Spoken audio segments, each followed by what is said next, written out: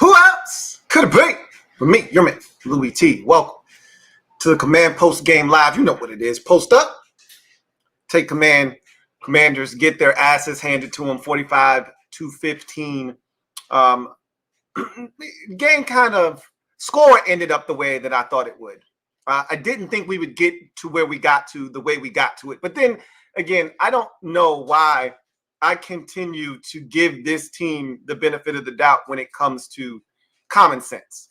And I think that's probably the singular most frustrating part about this season is it seems that we lack common sense as a coaching staff. The obvious things that you would think, I mean, we sit at home, right? We don't do this for a living. All right, we sit at home and we analyze everything. This team, the upcoming opponent, we talk about their strengths, we talk about our weaknesses, we talk about our strengths, their weaknesses, and you gotta assume that they're doing the same things, right? And that's how you put together a game plan, and that's how you try to figure out how you can find a way to win. And it seems on a weekly basis, we don't do the things that you would think are common sense going into the game to give us the best chance to win. And that's why this staff has been an epic failure this year, right? This is why, nothing that happens to this team makes any sense. And when Rivera goes to the podium and says, you can't win ball games doing the things we did today. And I'm like, you can't win ball games coaching the way you've coached all season long. That's why you're in this predicament that you're in right now. And I laughed when they fired Jack Del Rio because it was just doing something for the sake of doing something. You aren't going to change this defense. This defense stinks. And the people calling the defense stink. And this football team right now stinks. And the people coaching the football team, the players on the field to an extent stink as well. And so when all of these things come together, you get the outcome that you got today, 45-15. Now, I'll say this, and I'll get into specifics here in a second, and then we're going to get to the comment section. I don't want to hold you guys hostage. There's a really good game coming on here in a second. 49ers and Eagles. I know a lot of you are going to be probably watching that game and this simultaneously. Some of you are going to just check out of this, go to that. Don't blame you. So I'm going to try to get to that as fast as I can. And I don't want to subtract away from you by watching it live here on my monitor as I'm doing the stream because I'll be distracted. I want to focus on the task at hand. So at the end of the day, this kind of goes all the way back to week number, I think it was 2 for us, and one of my keys to the game was, hey, the Broncos have struggled with deep balls, with explosive plays. That's going to be their point of emphasis. They want to come out and they want to hit something deep. They didn't have any last year. They didn't have any in week 1. Everything's been too hard for them. They want to go up top. And what do in the first quarter? They go up top. And they get a big play to Marvin Mims. And they're getting big plays on us. And I'm like, but we talked about this all week. Like, why is this so hard? We ultimately won the game. And so, we were all excited. But it was a sign of things to come. And you sweep things under the rug when you win. But they're magnified when you're getting your ass kicked on a weekly basis. And it's the things that you think going into the game would be common sense. The following week against the Bills, what was the game plan? Don't let Josh Allen roll out to his right. You force him left and wacky things happen. You never know what he's going to do with the ball. So force him that way. Don't let him scramble. Don't let him use his legs. And what did we do on the very first possession of the game? We let him out-leverage us, get to the right side, and he throws a dime to Stephon Diggs. And it set the tone for the day, him using his legs. He didn't use it a whole bunch, but when they needed it the most, that's when he broke our back with his legs. We knew that coming in, and we still didn't do anything about it. The following week after the Eagles game, week 5, the Bears game, and you heat Justin Fields up. He's struggling to read defenses. If you give him all day back there, he's going to pick you apart. And also, don't let him go to 2 guys. Nobody else on that Bears offense has shown the ability to beat anybody. They got 2 guys. Their tight end and DJ Moore. That's it. All right? Nobody else has shown the ability to hurt you. And who are the 2 guys that we let critically damage us in that game? The tight end and DJ Moore, right? And it's just like, make it make sense. If you've got a number one receiver, anybody even remotely representing or remotely posing as a number one receiver, he's going to have a big day against us. We had zero discipline. We don't have a good coaching staff. I continue to move on. Week 7, all we talked about all week long, all we talked about was the blitz and how Wink Martindale doesn't give a shit. Last year, he was playing with Fabian Moreau and a bunch of no-name bums, and he still was bringing the kitchen sink on a regular basis. We know he doesn't give a F. So be prepared. Felt like the Lion King. Be prepared. Be prepared for the blitz. You know it's coming, right? We looked like we had never seen a blitz before. Like we had never heard of Wink Martindale before. It was laughable, right? It's predictable with this team at this point where you think that it would be common sense to prepare for this because this is what you're going to get, and we don't do it. And it never ceases to amaze me. The lack of aggression from this staff. We're down 38-15, or what was it, 38? I think it was 38-15. And Ronald wants to kick a field goal to make it a 3-score game. What are we doing, man? This bye week couldn't have come at a better time. But back to where I was before. So you go to week number, what's the next week? Let's just go to, I don't know. We've gotten our ass whooped so many times now in a row. I can't even function. So today, you knew that you were coming into the game against Tyreek Hill, an explosive offense and one of the most explosive teams in the league this season. And the number one thing I said is, hey, wherever number 10 goes, I got 2 guys watching him at all times. If Waddle gets me, if River Craycraft gets me, if the running back out of the backfield, Devin Achane, gets me, so be it. Okay? So be it. All right? But it can't be 10 because he's too damn good to go one-on-one with anybody we have in our secondary because none of our guys in the secondary are capable of running with him. And most of the guys in the league aren't capable of running with him, as he's proven over and over and over again. We know we don't have any speed demons in our secondary that can keep up with him one-on-one. So on the first third down of the game, do you really think it's a good idea to have Quan Martin one-on-one matched up with Tyreek Hill with no help? On the second possession or the third possession or whatever possession it was, we just went down and scored. Whatever it was 17-7. And if there was any chance of us making this game competitive so that Tua didn't have on a ball cap with 9 minutes to go in the fourth quarter, kicking, and Tyreek Hill isn't over here laughing and chumming it up with some of the dudes that don't even have on a uniform, if we were looking to make it competitive and not turn it into a preseason game, you needed to stop there. It's 3rd and long, and you come with a blitz. Again, I love the fact that you want to be aggressive, Ronald. I like that, but this isn't the game for that. Too much speed on the opposite side that we can't keep up with. This isn't the week. This is the week for the Jack Del Rio, bend but don't break, play soft zone coverage, and keep everything in front of you. This is the week for that. This is not the week to give one-on-one across the board and say, hey, Kendall Fuller, hope you can keep up with number 10. And where the hell is the safety? I don't know who else is out there or why your attention is elsewhere, but if I'm shading to a side to help somebody, it's not going to be to the side away from Tyreek Hill. That's for damn sure. You do that when you have a shutdown corner. Then you can say, hey, you take away, and really what I still would do was I would take my shutdown corner, put him on the second best receiver, and then double team the best receiver the entire game. That's what smart teams do. We don't have that luxury, so you should just be double teaming the number 1 guy the entire game and living with the results. Nope, we go one-on-one, leave Kendall Fuller on an island with Tyreek Hill, and the safeties over the top late. Where are you at? What are you doing? What are we doing? You knew Tyreek Hill was the focal point coming in, and yet we act as if this man isn't on his way to 2,000 yards this season. That's the stuff that I struggle with, is knowing what we know going into the game, knowing what we're supposed to do, this is how you're going to have a chance. We don't do those things, ever. We don't do those things. And we can blame the players, but the fact that Tyreek Hill was one-on-one speaks volumes to the coaching staff. That's a coaching issue.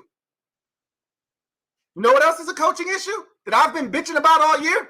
Terry McLaurin had one target today, and that target is going to be called and classified a target, but it was a throwaway that he had to play defense on. I take that back. He had 2 targets. He had a deep ball, too, that Sam threw to him in the end zone. Maybe he had 3 targets. I know he had no catches. The deep ball, could he have adjusted his body better? Maybe, right? It's still a good play by the cornerback. Maybe he could have adjusted better. Maybe he could have made a better play on the football. Maybe. But I saw a play that we ran, and this is the shit that kills me with EB, is that he just doesn't give a damn. And, you know, Terry's not going to say anything. I know he's frustrated. And a lot of you are trying to make it out like there's some kind of beef with Terry. There's no beef. Terry's just frustrated, as he should be. There was an assumption about 2 or 3 weeks ago, he'll make it to 1,000 yards, but barely. I don't know if he's going to make it to 1,000 yards, frankly. You can't have games like today where you have 0 catches for 0 yards and expect to make it to 1,000 yards when you're already struggling as is through 16 or through 13 weeks and 13 games. I don't think he's going to make it to 1,000 yards. And we've never been able to say that. And for all the Terry, he's trash, Terry's not on number 1, this, that. Okay, I'm going to dead this right now because I don't really have patience for those types of people. And this is what I'm going to say, and then we're going to move on, and I'm going to say the same thing about Sam, and then we're going to move on. Really, with Sam, it's a little different, but with Terry in particular. If you felt the exact same way you feel right now, if you felt the exact same way last season, coming out of last season, heading into this season, if you thought Terry was a bum and he wasn't a number 1 and he was never a number 1, if you thought that before this season, cool. All right, I got no beef with you. But if you're coming at Terry sideways out of the side of your neck after this season and you think it's on Terry, I got nothing for you. I got nothing to say to you. Nothing. As far as Sam is concerned, we don't score a single point today without him. Yep, he threw a pick 6. You want to talk about predictable? I was going to EB, right? No targets for Terry, no meaningful targets. You run a play specifically to target a receiver going into the end zone. Why isn't that Terry? Why isn't that Jahan? Why isn't that Curtis? Why is it Dyami Brown? You know the reason that wasn't a touchdown? Because Dyami almost dropped the damn ball. And not that I have a beef with Dyami Brown, but this is an easy opportunity to get your best player a target, potentially a touchdown, and get him mentally locked into the game. You give it to Dyami Brown? Really? That's play calling for you? That's being a smart coach? Your star receiver is frustrated. Clearly he's frustrated. He's not going to say anything because that's not the way he operates. But he's frustrated. Anybody knows who's watched Terry over the life of his career knows how frustrated he is. You got a chance to get him the football on a simple wide receiver screen touchdown, right? Right by the end zone. Doesn't get any easier than this. And you give it to Jahan? I mean, you give it to Dyami Brown? What kind of dumbass coaching is that? These are the things that I struggle with Eric Bieniemy. We're getting all-out pressure on the first possession of the game. The Dolphins show all-out blitz, and we're running routes that, again, are 7 yards. John Bates is running a whip route. John freaking Bates is running a whip route. Where's the slant? Where's the easy completion against pressure? I thought this was supposed to be a West Coast offense. Where are the easy completions? Where are the quick throws out of Sam's hand? We saw it earlier. When the ball is out on time, whether the offensive line, who stunk again today, whether they're playing well or not, if the ball's out on time with rhythm, with quick routes, it frustrates the defense. We've seen this offense perform at a high level when that is the case. And somehow EB, week after week, can't help himself by sending the receivers 15 to 17 yards down the field. He can't help himself. It's just frustrating to watch. And I'm crying the first 2 possessions. Where's the quick throws? We haven't seen a single screen yet except for when it was 3rd and 97. Now you want to throw a screen when it's predictable. And as soon as I say that, we spread out into an obvious, I'm saying to myself, this has screen written all over it. And you know what Andrew Van Ginkel said? Oh, I've seen this on tape 15 times. When they get into this set, out of this split, this is what they like to do. It's a screen. I can tell how they're set up. And I'm thinking to myself, and I don't even watch film like they watch film. And again, don't talk to me about self-evaluating and because you're not self-evaluating. You're doing the same shit over and over again every single week. You're doing the same shit over and over again. So clearly the self-evaluation isn't taking place. And Andrew Van Ginkel, who's already lined up in a wide nine technique, which you all know, puts you already in a position to make a play on a wide receiver screen. If nobody touches you, nobody touched him. You know the beauty of Sean McVay, right? You know the beauty of Sean McVay is he can, and the Dolphins, the team we played today, you know the beauty of these teams, all these guys that come from the Shanahan tree, you know the beauty of what they do is they can call the exact same play 3 times in a row, run it out of 3 different formations, and get to it in 3 different ways. It's the same damn play, but they do it in such a way that you have no idea what's coming. That toss for the touchdown at the end to make it a 40-burger, the same damn toss they've run 15 times today, just out of a different set, different motions, to make it look different, to dress it up, same shit. Sean McVay runs the same dig route, drift route, you call it whatever you want, over the middle of the field. He just does different shifts and formations to make it look different. It's the same shit, same concept.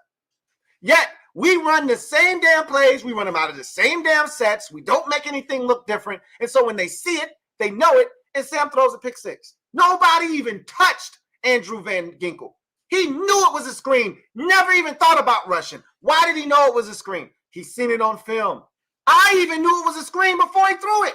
I'm like, this looks like a screen.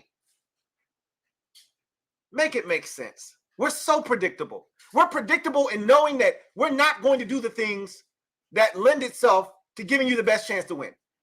Double team Tyreek Hill. Don't give him one-on-one. We're going to give him one-on-one. That's what we do. Got to stop DJ Moore. 9 catches, 230 yards, 3 touchdowns. That's what we do. We go into the game knowing that we're going to get blitz from Wink Martindale and act as if we've never seen a blitz before.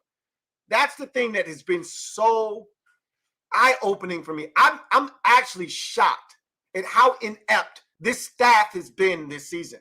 Like, I'm mind-boggled. And it's hard to do that because I've seen so many times in my life as a fan a shit show from this organization. It's hard for me to be surprised. But this season has been really interesting in some of the things that they've come out and done and expected to have different results.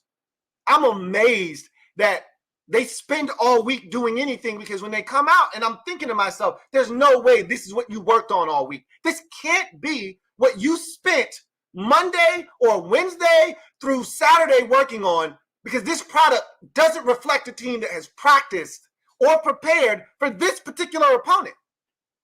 Because you act like you've never seen DJ Moore before. You act like you've never seen Tyreek Hill before. You act like you don't know what Wink Martindale's about to do. You act like you don't know what Josh Allen wants to do. And yet we come out and we do the opposite every single time. And I am just floored at how bad this staff has been in preparing the players to play. Look, these players haven't been great either. They don't make the staff right when they're wrong, okay? But half the battle is having the team prepared, giving them the best chance. And this staff clearly, and you know, a really good sign of good coaching, a really easy indicator of really good coaching is, look, whatever I have, I'm going to just make the best of it. May not be nearly enough to get it done, but I'm going to make sure that I keep it competitive. Look, Robert Saleh and the Jets stink. Who are we kidding? But he's a defensive-minded guy. You know what that defense is every week? That defense is hyper-competitive every week, and they're prepared every week. Can't do anything about the offense. All you can do is coach up what you have. You know, it sucks that their situation is what it is, but they get the most. The Texans are getting the most out of what they – nobody has ever said, man, I got to make sure we cover Noah Brown, man. Nobody's ever said that.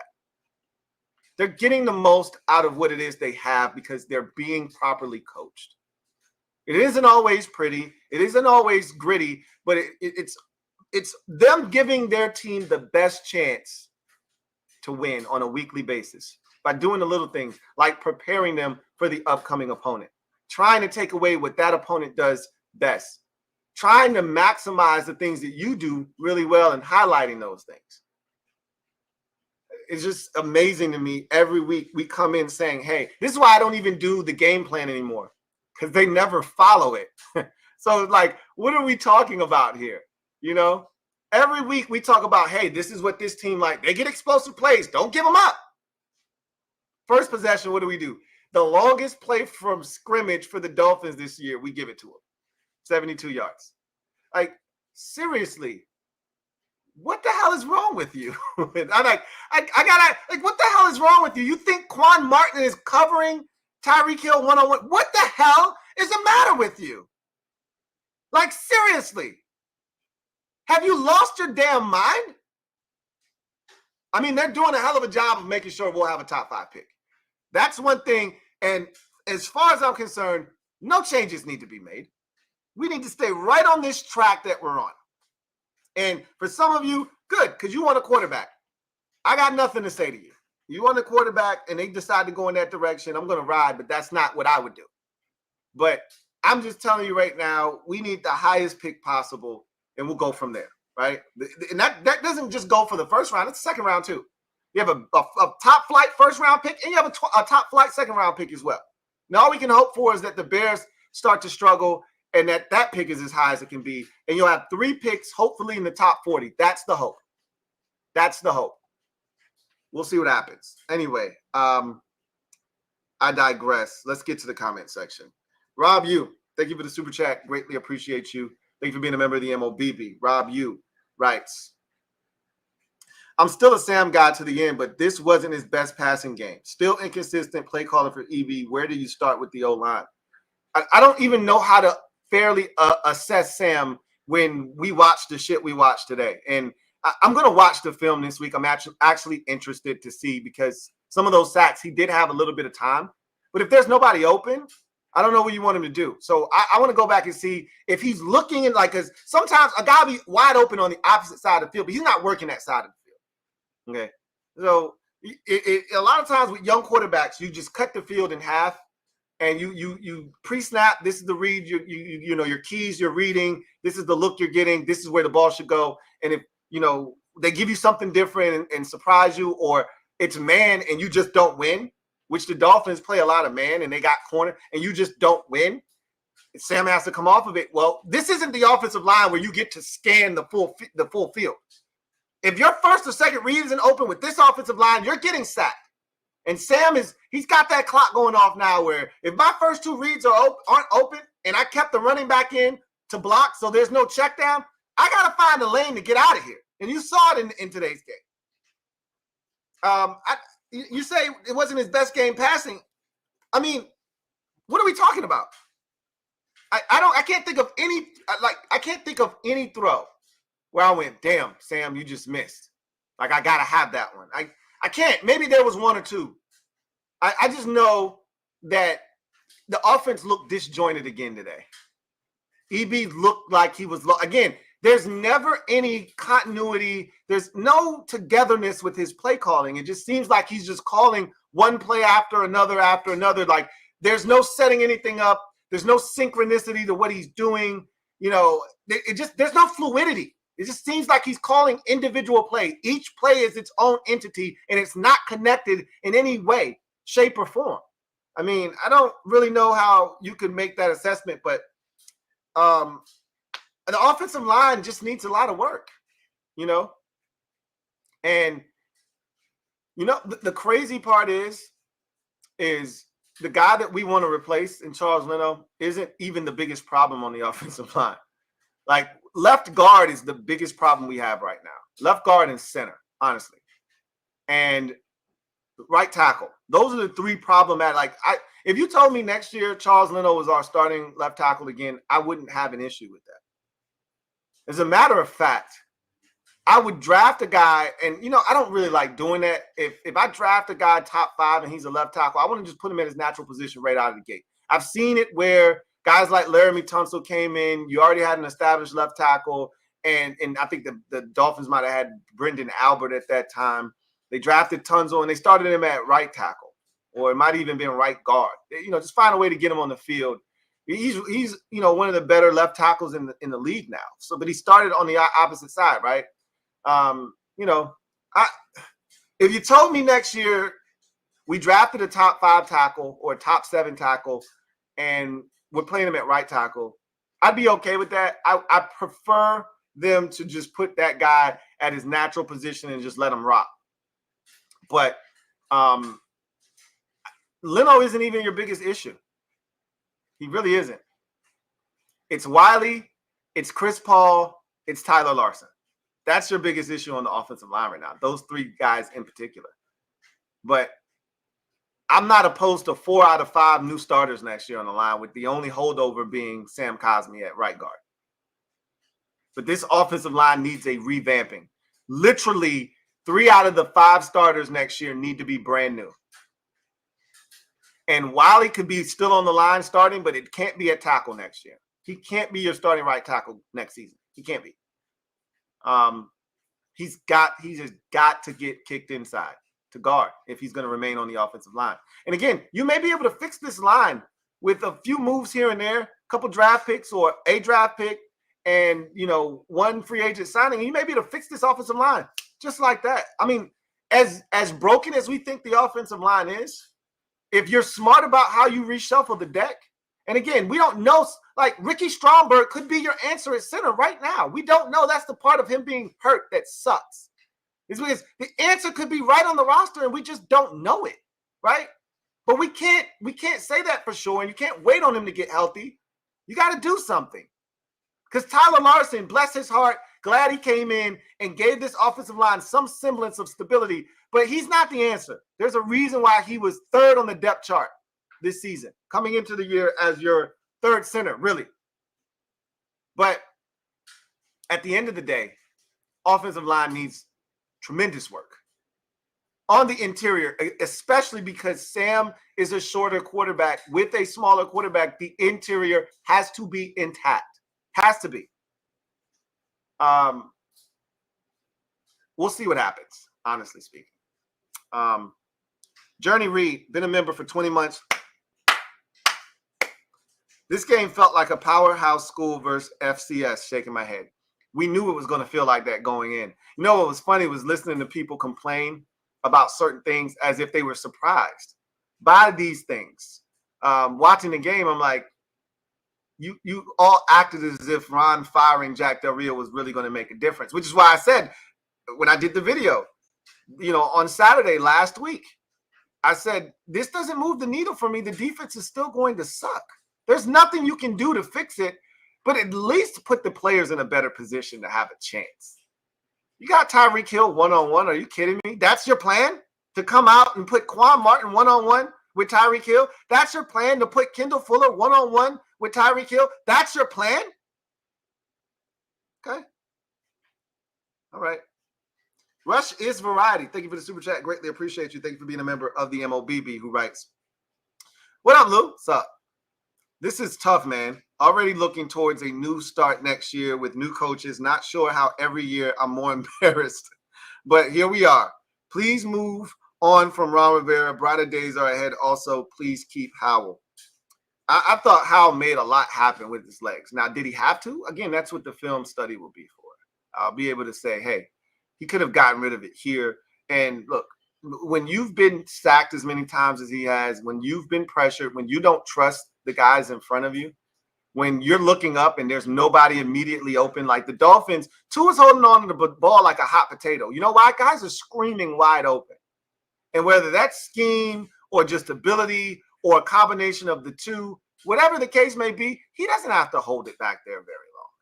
Our guy, every drop back, it seems like he's got to extend. He's got to roll out. He's got to try to make something happen, because he doesn't have any immediate winners, it feels like. And some of that may be ability, but most of that is scheme. most of that is scheme. Sam fought his balls off in this game, but I mean, he got hit way too much today. Today was one of those games where I'm like, why is he getting hit this much? This is uncalled for. It's unnecessary. He has no business getting hit. And then B-Rob gets injured, so you can't really go to the run game like you want to. Not that it was going to work. We were already down 17-0. But we went play action fake max protect on that Terry Debo, and he still takes a shot. Like, if we can't give him a reasonable pocket when we max protect, now granted, they blitzed on that play. I don't give a shit. I don't care. He still shouldn't be getting hit when you go play action fake max protect. I mean, we are such a poverty franchise right now. It's ridiculous. Jay Willard. And Ron's done. Nobody's defending Ronald at this point. And look, each of these weeks is going to be tough. And I told y'all, you're going to have to stick it out. Nobody else is getting fired. This is going to be the staff for the remainder of the year, and it's going to be tough. The good thing is we don't see another team like this on the schedule outside of San Francisco. Even they aren't explosive like the Dolphins are. We don't see another outfit like this the remainder. Because week 18, when we see Dallas again, they won't need that game. Either they'll win the division or they'll already have clinched the 5th seed. They're not going to need that week 18 game. So this will be the last real offensive opponent that we'll see until San Francisco. And that's the second to last game of the season. So the next 2 weeks, the Rams and the Jets, if we can't slow those teams down offensively, it is what it is. I'm not even tripping. Like, those are the last 2 games we'll really have a realistic shot at winning. Again, unless Dallas, and I don't think they'll need week 18, but that doesn't – their backups might be comparable to our starters at this point. They're playing with that much confidence over there. So I don't even know if that'll matter or not. Jay Willard has been a member for 26 months. Who writes, "Sup, Lou? What's up, Jay? Just wanted to see young guys moving forward. We need all the evaluations we can get on these guys moving forward. Please do that." They're not going to even do that. And it's good that Forbes will be back. They said they're going to fit him for a cast. And if we played next week, he'd be able to play. So the extra week will serve him good. And, you want to see him finish up the season strong. My thing was Quan Martin needs to be out there as much as possible. We did see him out there today. Obviously, he got cooked on that deep ball. He missed a tackle in the backfield that would have been, a tackle for loss. So he did not have a great game. But he needs to be out there. He needs all the reps he can get.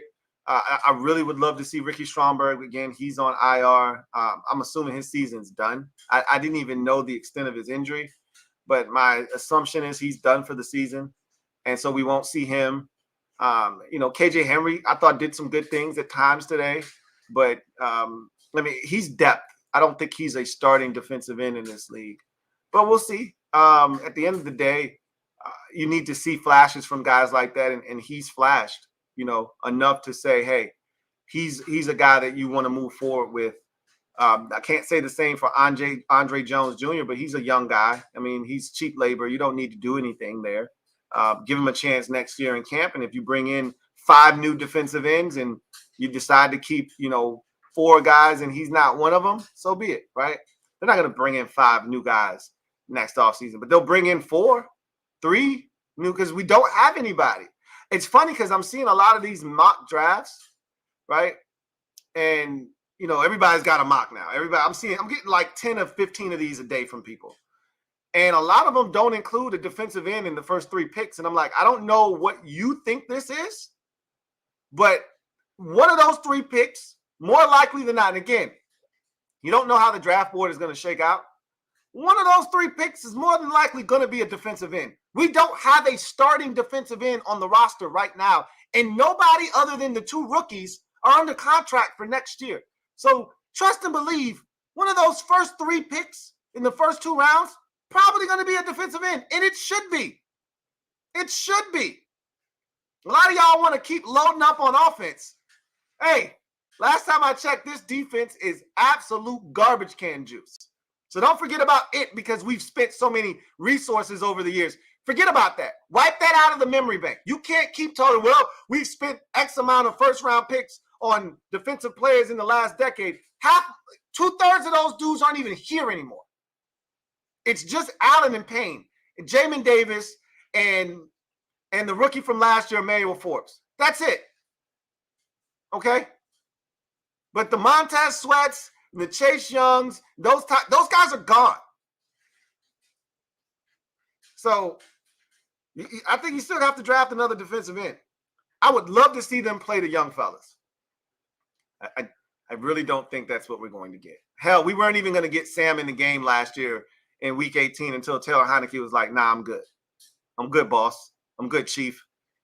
Let the young fella have it. The one and only Bravo. Thank you for the super chat. Greatly appreciate you. Who writes, EB disgusts me. Not one catch for Terry. Or for 17. Unacceptable. Yeah. I mean, this is what I've been bitching about. Early in this, even when we were winning, even when we were competitive, I was bitching about the lack of targets for our best players because the good teams make sure that they feed their best players. Because your best possible outcome and easiest and most direct path to success and victory is by getting the ball in the hands of your best players. Okay? I don't know if that equation can be any easier or if it can be simplified anymore.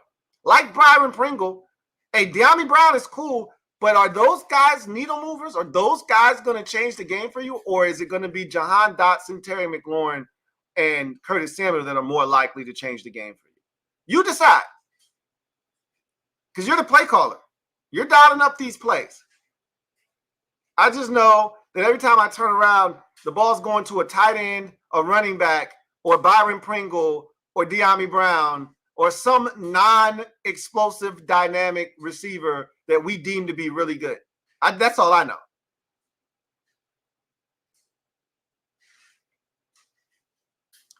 It's been unacceptable all year, and I don't expect it to change, which is why he can't be back here. For those people that say, hey, I don't want Sam in another offense. No, Sam will have to learn another offense because this one ain't good enough.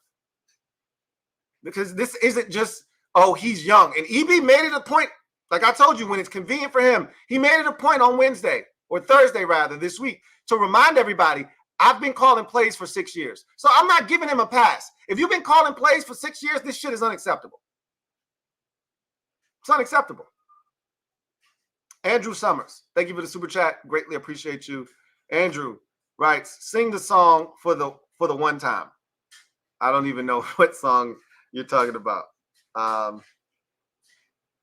don't even know what song you're talking about. You'd have to be more specific. There's a lot of songs that I sing.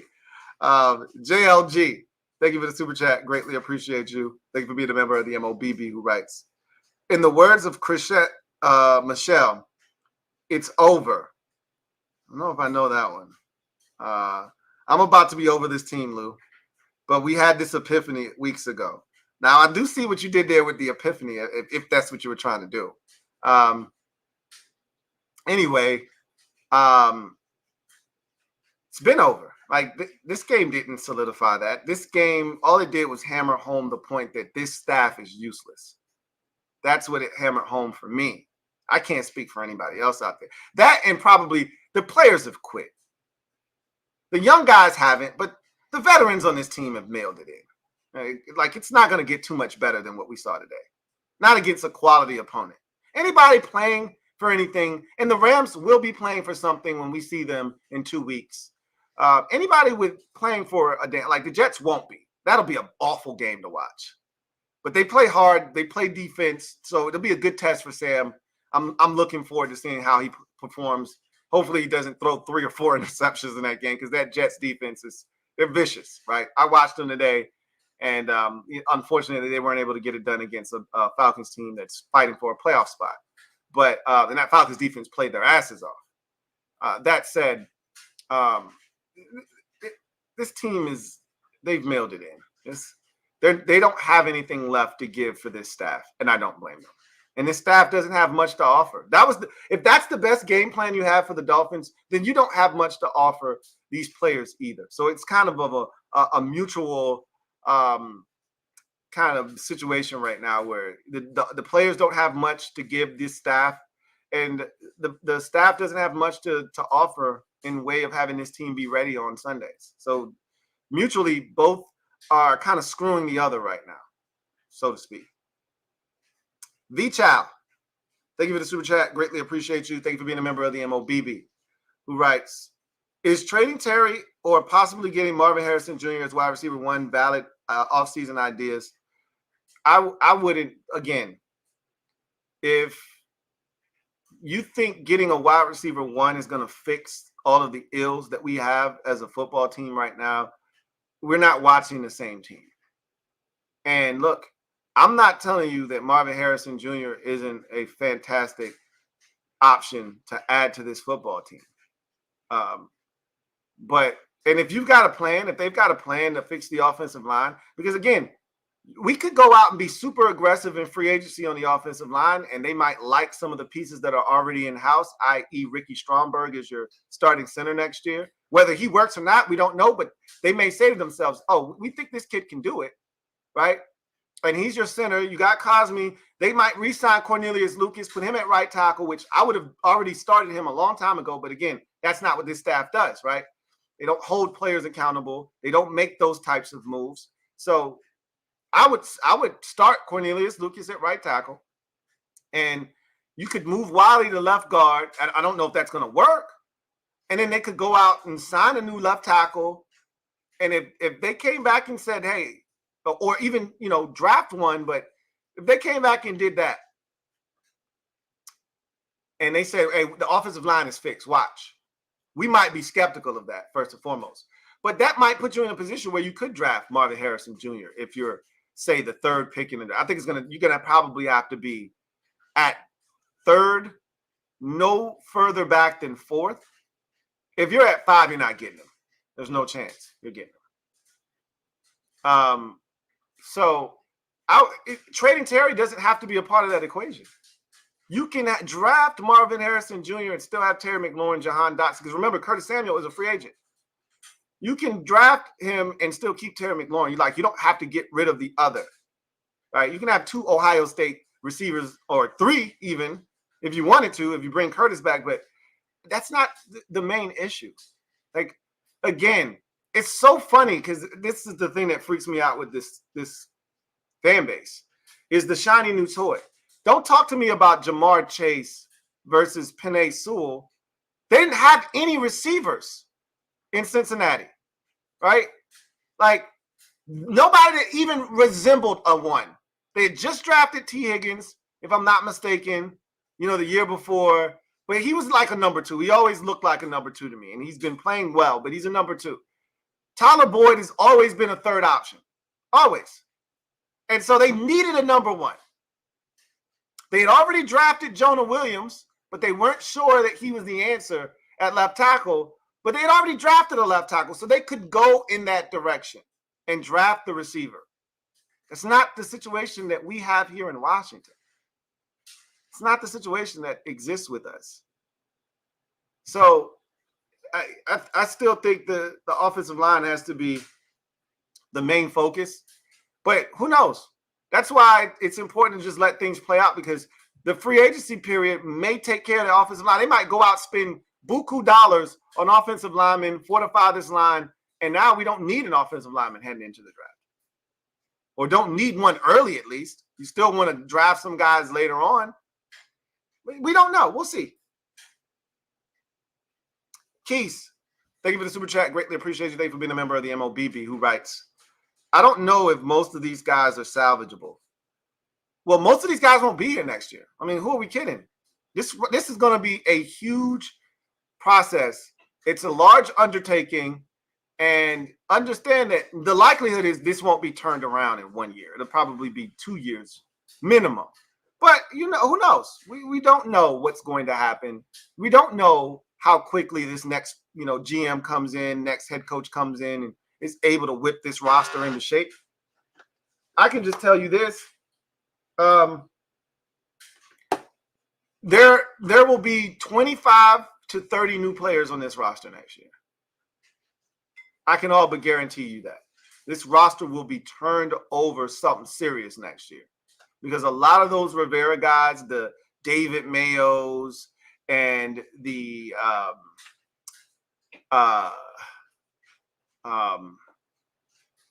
let's see, like De'Ami Brown probably won't be back next year, is my guess. You know, he's under contract for one more year. They don't have to do anything.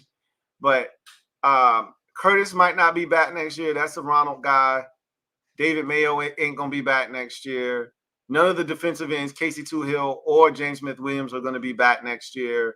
I don't think any of those defensive tackle rotation. F.A. Obata's a Ronald guy. He's not going to be back next year. His career could be over after that gruesome injury that we saw against the Giants a couple of weeks ago. But, I mean, I can keep going down the list of a bunch of dudes who either are on expiring contracts or on the last. Logan Thomas won't be back next year, right? Like, I mean, John Bates is probably going to be back because I think he's the quintessential third tight end in this league. You can win games with John Bates as your third tight end, right? He can't be your second tight end, though. So, like I said, a lot of this roster is going to be turned over next year. A lot of it. Hell, Kendall Fuller might not even be back. You know, who knows what they decide to do with him. There's a lot of expiring contracts. Cam Curl might not be back next year. You know, I mean, we can go on and on. A lot of players won't be here next year. So, and this includes the practice squad guys too. A lot of that's going to turn over because even the guys that are on the practice squad or some of the young players that they want to develop or they like, those are going to be guys that the new GM brings in. Those are going to be, we arguably may have the largest list of undrafted free agents next year, rookies, after the draft. That's what happens when you turn over a roster because now you got to fill out your practice squad too. So trust and believe it's going to look a lot different next year. A whole hell of a lot different. You can't change everything overnight and expect this thing to turn around in 2 seconds, but they're gonna start to turn this roster over. You best believe that. And there are salvageable players. A lot of them. Enough of them. A lot is a strong word. Enough of them. Bari, thank you for the super chat. Greatly appreciate you. Who writes, Terry not having a catch is crazy, Lou. It's beyond crazy. It makes absolutely no sense that you can't even get the man a screen. Like I said, the easiest decision for me all day was, oh, we're throwing this little tunnel screen for a touchdown, or it's supposed to be a touchdown, but De'Ami bobbled it and then fell down trying to corral it and got touched at the half-yard line, which would have been an easy walk-in touchdown if you throw it to anybody else and they just catch it cleanly. But that's not the point. This is an easy opportunity for a touchdown to one of your receivers. You get to pick. This is your choice. It's dealer's choice. As an offensive coordinator, you get to put that guy in that position that's going to receive the football. And he chose De'Ami Brown. That's how little he thinks of Terry McLaurin. And that's why he can't be here. Because it's something as simple as that. Just as simple as getting a guy who hasn't tasted the end zone. When's the last time Terry had a touchdown? We know he doesn't score a lot of touchdowns to begin with. When's the last time Terry scored a touchdown? Here's an opportunity to get him one, and you try to give it to De'Ami? Oh, you don't get it. Clearly you don't get it. And I can't help those who don't get it. Bear it down. Thank you for the super chat. Greatly appreciate it. Thank you for being a member of the MOBB. My guy, Bear It Down. BD writes, well, Lou, I did get my Xmas shopping done after the half, so much respect to you for everything. Hey, like I always tell you guys, in these tough seasons, I understand that there's a lot that can be done with 3 hours. Like literally, I'm on the couch with my wife. It's 12:45, and we're in a very comfortable position. The twins are sleeping. The only one up is the oldest. He's not a problem. He can continue to watch TV. I didn't want to get up. And I was like, do I really need to get up from this spot right here? This is so comfortable. I'm like, yeah, I got to go to work. I got to get up. But it crossed my mind. You know what I did in the third quarter? I ate brunch, we'll call it. And for those of you who know, I never eat during the game. I'm too nervous to eat anything.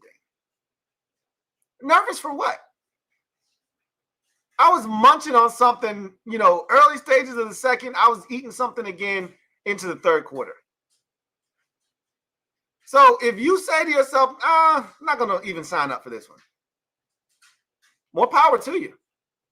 We're getting to the point now where I'll watch so you don't have to. We're getting to that point. It's DC, excuse me. It's DC. Thank you for the super chat. Greatly appreciate you.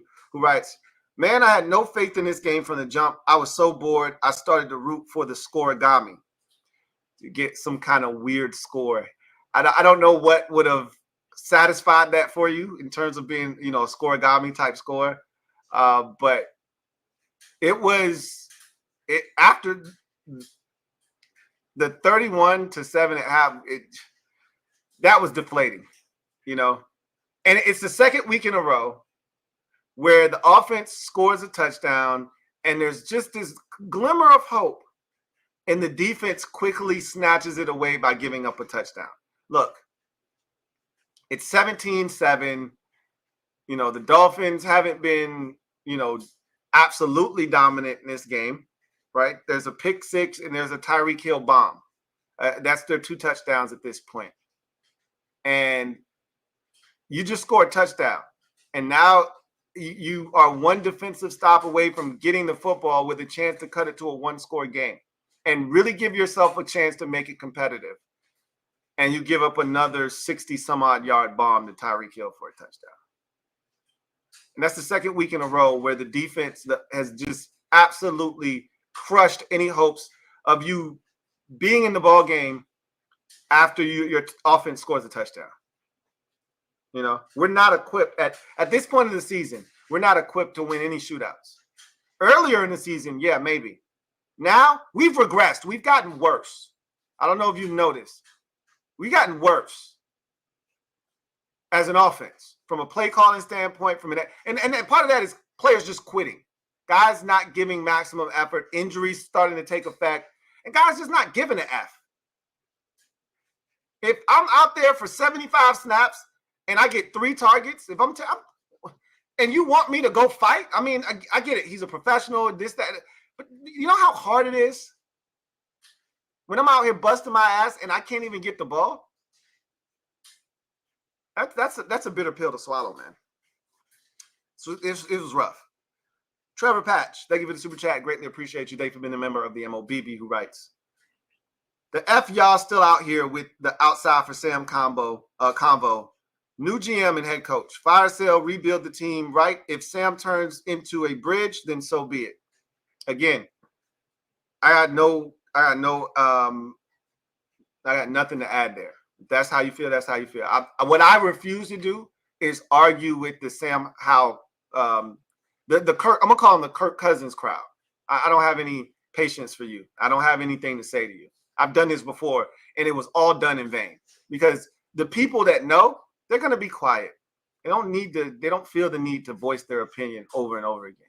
It's the people that they just want to talk that are gonna keep talking about Sam. Like, you watch today's game, and if Sam's the biggest issue you got, then what are we talking about? What are we talking about? Like, we scored 2 touchdowns. Both of them came because of Sam. Like, what are we talking about? If he didn't have legs, he would have been sacked 9 times today. What are we talking about? Commandalorian, thank you for the super chat. Greatly appreciate you. Who writes, Ron's career record is 105-4 and 2 after today's latest embarrassing episode of Come Kick Our Ass. That's a great title. Thanks for the high first round pick, though. This latest edition of Come Kick Our Ass is brought to you by Ron's Plan. If the shit doesn't work, try again. Also brought to you by JDR's Defense. If it ain't broke, don't fix it. We'll see what happens next. We'll see what happens next year once we get all of these new people in the building. And again, I've already said this: whether they ride with Sam or not, I'm not getting upset about it, because at the end of the day, everybody's entitled to their opinions. I'm just not going to argue with people. I'm treating y'all like we at the barbershop, because the people at the barbershop never know what the hell they talking about. I'm just treat y'all like barbershop. I'm just going to leave them conversations alone, because we've seen enough flashes from Sam this year of playmaking ability to say, damn, if we could just give him some time. To throw to Curtis is an example. Just give him some time and he can make something happen. But every throw, like I'm boggled. My mind is boggled. We went max protect, and he's still getting clobbered on that throw to Terry that was incomplete in the end zone. Just give him a chance to stand in there and deliver the football. Unbelievable. Trevor Patch, thank you for the super chat. Greatly appreciate you. Double up. Thank you for doubling up. Who writes, could be a whole video with so many expiring defensive contracts. Stay with conservative 4-3. That's disadvantage in a passing league, or switch back to 3-4, level up against the pass, but risk run-heavy teams gutting you. You got to play to your strength of your, like, honestly, that's what this next staff is going to be all about. Like, make your decision. Who are you? If you're a 3-4 guy, you come in here and you implement your 3-4 scheme, right? If Vic Fangio came in here, are any of you going to be like, no, Vic, we don't have 3-4 personnel? You're like, nah, Vic, do whatever the hell you need to do, right? Get whatever pieces you need to get.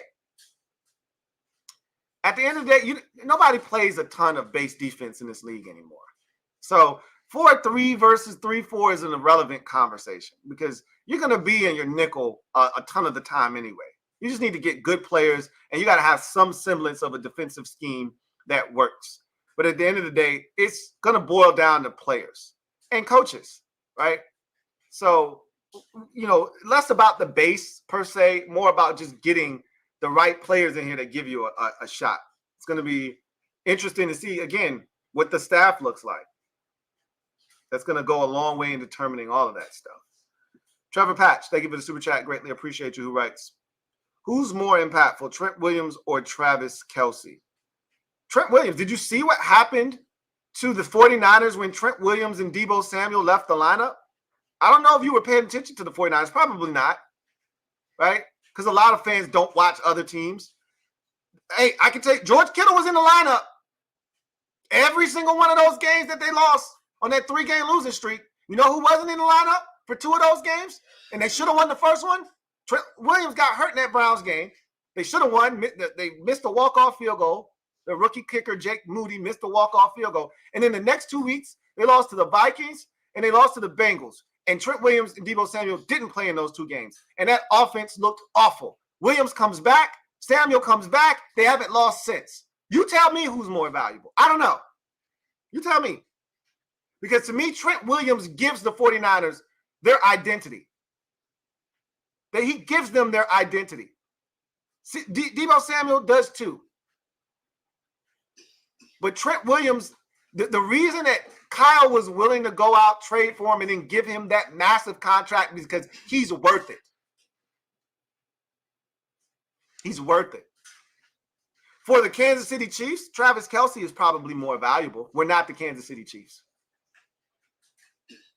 They got Donovan Smith at left tackle right now. They can afford him to go down, but they can't afford Travis Kelce to go down. But we're not the Chiefs. Nobody else in the league really is. You ask the Philadelphia Eagles who's more important, Dallas Goedert or either one of their tackles. They'll tell you right now it's Lane Johnson and it's their left tackle. They're more important than Dallas Goedert, who's missed the last 2 games with a forearm injury, and they've won both of those games, by the way. So you tell me who's more important. That's a subjective question, because we can all see it from different lenses. You can ask 10 people, 5 could say Kelce, 5 could say Williams. Who knows? 10 could say Williams, 0 could say Kelce, 10 could say Kelce, 0. It just depends on who you ask. I have a preference, especially having watched what I've watched. Everybody's situation is different. You ask me who's more important on the Chiefs, I'll tell you it's Travis Kelce. You ask me who's important for most other teams in the league, I'll tell you it's the tackle. Zoe Life, No Life. Thank you for the super chat. Greatly appreciate you. Thank you for being a member of the MOBB who writes, need a free safety. Butler ain't it, regardless of coaching. He's not even supposed to be in the game, though. Remember, we missing Defoe. Easy to forget about Defoe. He's been gone for so long. And easy to forget about him because he wasn't making a ton of plays before he got injured. But at least he was where he was supposed to be when he was supposed to be there. Now, I think you guys are really hard on Percival because he's given up so many big plays this season. Keep in mind, this is his first year really playing meaningful snaps. He's made some plays, too. He had the pass breakup on Thanksgiving against Dallas on the seam ball to the tight end. He had the pass breakup today on Tyreek Hill on the sidelines. He's made some plays, too. Like, it's not all bad with him. I told you, it's Percy and then there's Percival, okay? When Percy shows up, good things happen. When Percival shows up, that's when shit goes off the tracks.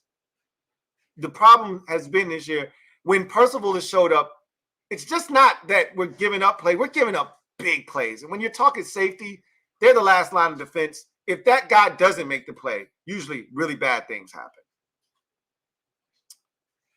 DMV Bay, thank you for the super chat. Greatly appreciate you. Thank you for being a member of the MOBB who writes, EB's got to go. Why pay someone $71 million and then not use them?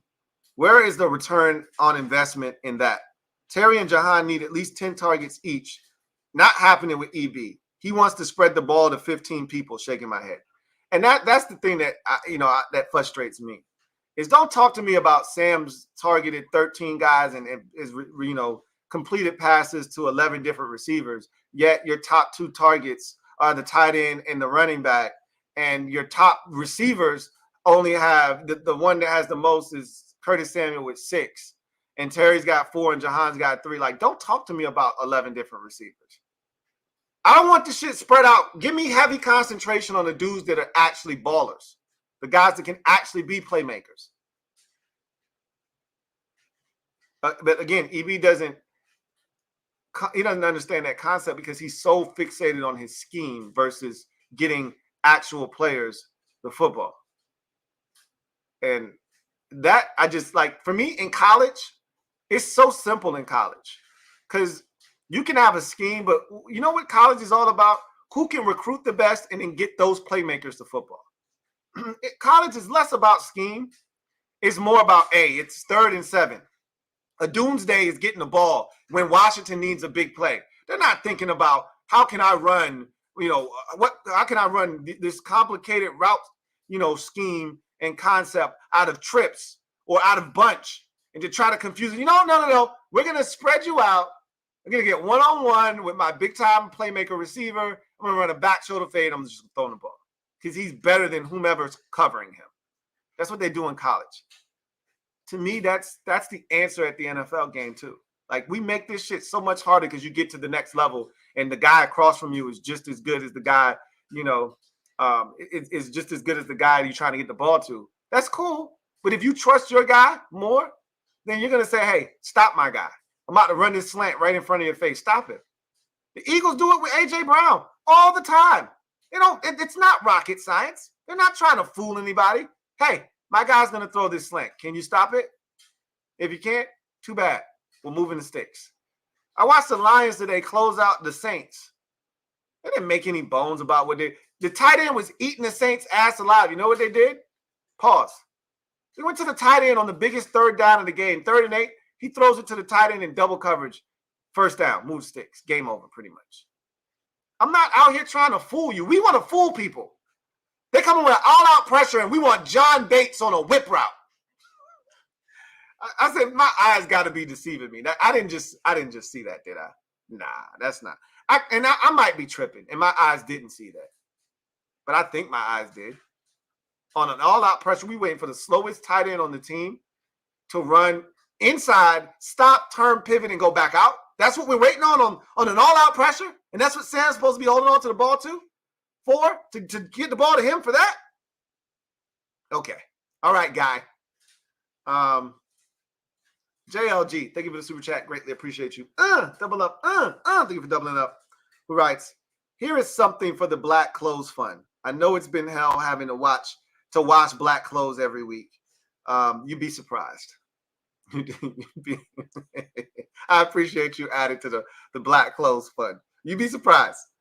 You'd be surprised. Bari, stand up. You are the newest member of the MOBB. Greatly appreciate you. Mom, y'all know what to do. Show Bari some love.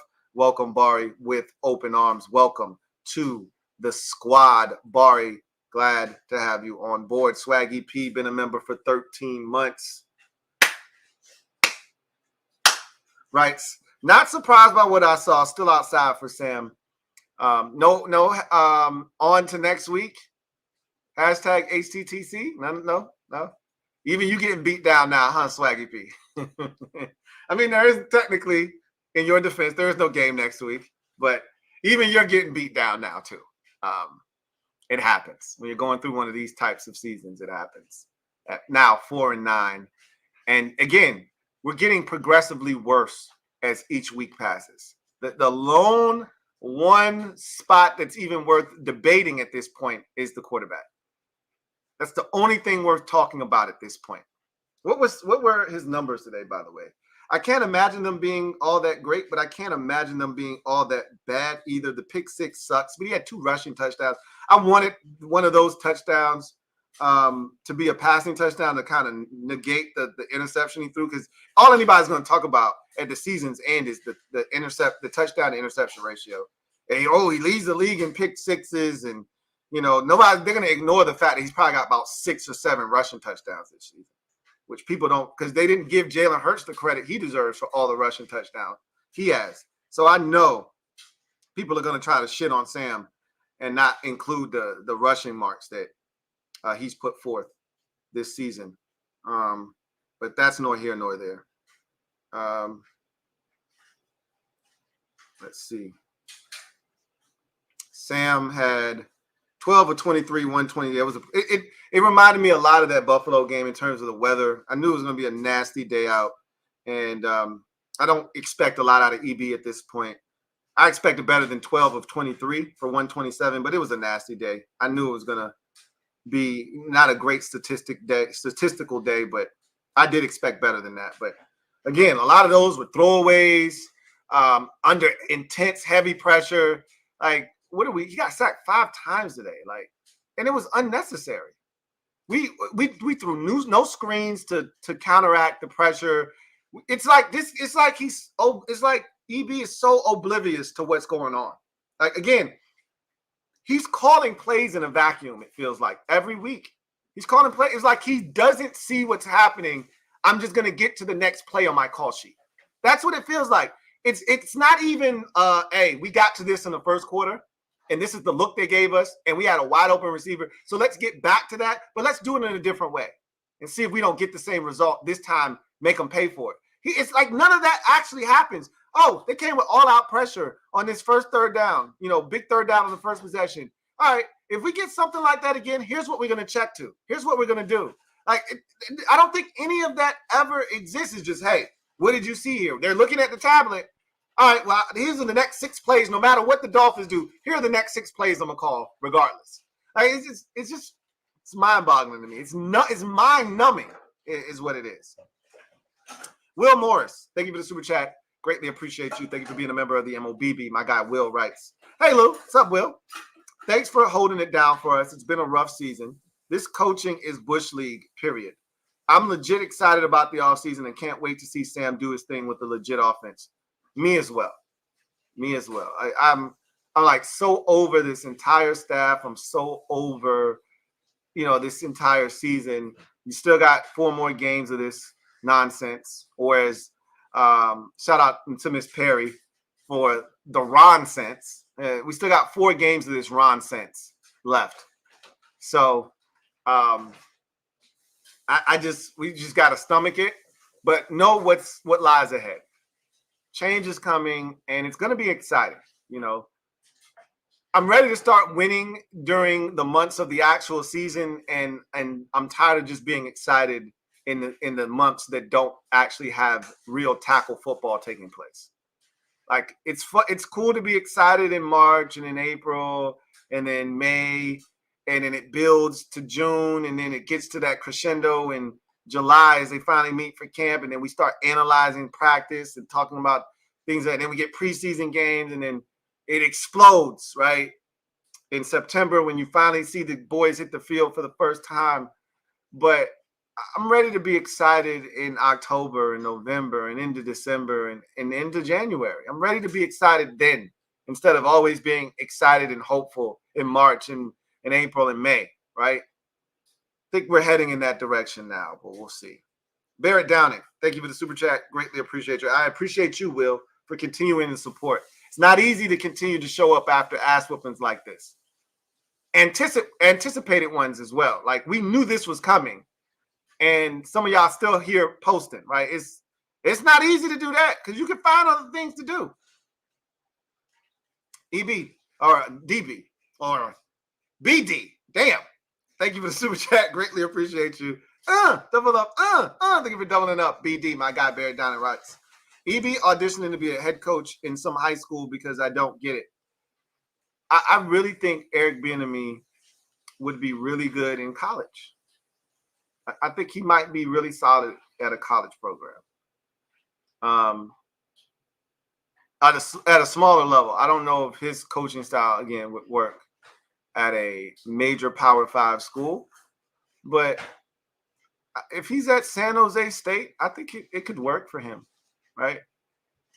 Where it's lesser competition, your scheme matters more, and you could spread the ball around to 8 different guys. If you're at Hawaii, it works. Knock yourself out. But to me, he doesn't understand that the NFL is more about Jimmys and Joes than it is X's and O's.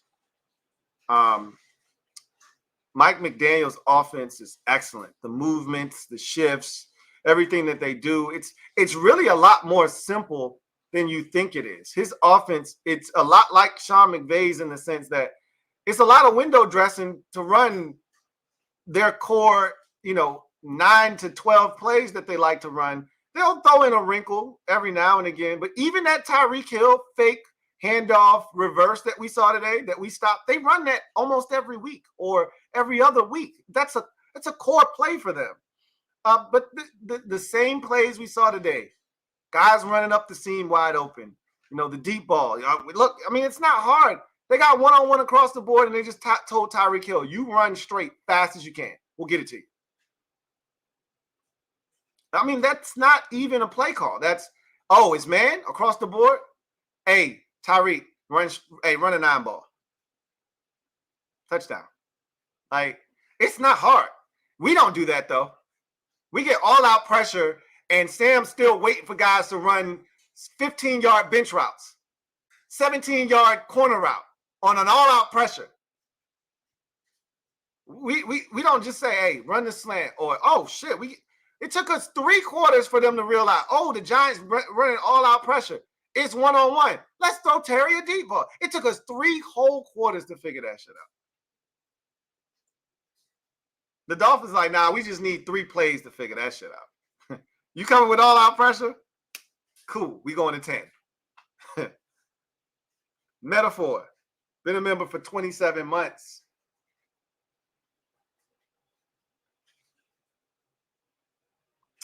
Right. So my membership is more secure than this D right now. Pause. I appreciate that. I really, truly do. And I don't even know how secure your membership is. I mean, it's 27 months, so I trust that it's very secure. But, I mean, that's a low bar you just set. Because this defense is super trash. So you just got to be slightly above trash, which you're not. You've been super supportive, and I really appreciate you. But it's amazing to watch how everything's kind of played itself out. Neil M., thank you for the super chat. Greatly appreciate you. Neil, thank you for being a member of the MOBB. Writes, Ron trying to put out tape that he still has it as a defensive coordinator for his next job, and this is what he does. EB gone as well. Hope so. Everybody's gone. Nobody's going to be back. I can't imagine.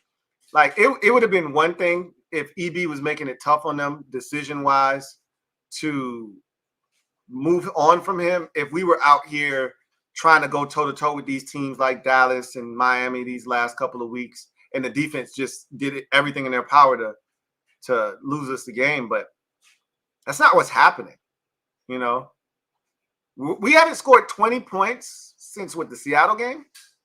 We didn't score it against the Giants. We didn't score it last week against Dallas, and we didn't score it again this week. We're not even scoring points. Ronald decided on 4th and 9 in a 38-18 game, or 15 game, excuse me. He wants to kick a field goal. Good job, Ronald. This is what the shit we've been dealing with all season long. This is the shit we've been dealing with. Babe, get my water on top of the fridge. Thank you. I'm like so over it. Like at this point, I don't even get mad. I just laugh now. You know, he sent Joey Sly out there for the field goal, and Joey missed. But I didn't see it, but I heard. Thank you. I heard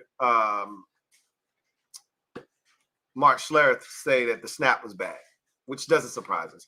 Cheese needs to be gone too. We need a new long snapper as well. I can't believe we traded up into the 6th round to get Cam Cheeseman, and he's been awful.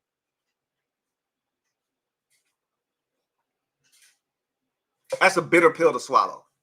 When you actually go out of your way to go get a long snapper and he's not any good. Jimmy Lee Patterson, thank you for the super chat. Greatly appreciate you. Who writes, gotta bench Sam. It's impossible that no receiver is ever open on his first read. I don't believe he can read defenses. Are you watching film? Is my question, Jimmy. If you're not watching film, then that statement you just made is ridiculous. If you're watching it and you're staring at it and you see where Sam's head is and he's looking right at the receiver and he refuses to throw the football, then you can make that statement. But if you're not watching film, you're just assuming there's no way guys can't be open. Because I've watched the film this year. And there's been times where I said, Sam, you got to pull the trigger there, brother. You can't, like, that guy's open. You got to let it go. And there's other times I'm like, where is he supposed to go with the football? Where exactly is he supposed to be throwing this thing? Because we're running the same things over and over again. This is the part that y'all don't understand. That same 5-yard spot route, that stop to the tight end that was there early this season is not there anymore because we keep doing this shit and we don't do it with any variance. It looks the same. It is the same. So that linebacker that's sitting over the middle of the field, his first read is to take away that stop route from the tight end. And guess what Logan's doing? Running 5 yards and turn around, and that tight end's right in his back pocket. Well, I can't throw that for 5 yards. So now I got to move on. Oh, trying to move on. Offensive line is getting collapsed in my lap. Now I got to get out of here. Shit happens fast. You only got 2.5 to 3 seconds in the NFL as a quarterback to deliver the football. And with our line, it's more like 2.2 seconds before you got to make a decision. You don't think you can read defenses, really? That's the best you can come up with? Come on, Jimmy, man. You got to be smarter than that. Neil M., thank you for the super chat. Greatly appreciate you. Double up. Thank you for doubling up. Who writes, Riverboat ran aground. Dudes just swimming for sure. That 4th down decision today it to me encapsulates what we've seen from him all season long. Like dumbass coaching 101, conservative ass coaching 101. You're getting your brains bashed in. You're getting throttled in this game.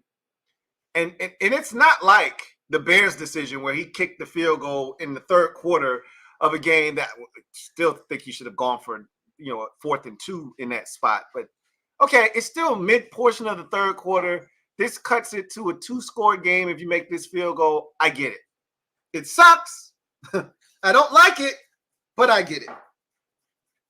This decision, you're going to beat the Dolphins. So the Dolphins are done scoring. That's one. They're going to let us come all the way back down 20. So kicking a field goal, like, what are you doing, dude? Look, we've already avoided the shutout. Who gives a shit if you got 18 versus 15? Who gives a shit? You should be going for the touchdown, dude. Are you going to kick a field goal? Ron's, at this point, he's collecting the check.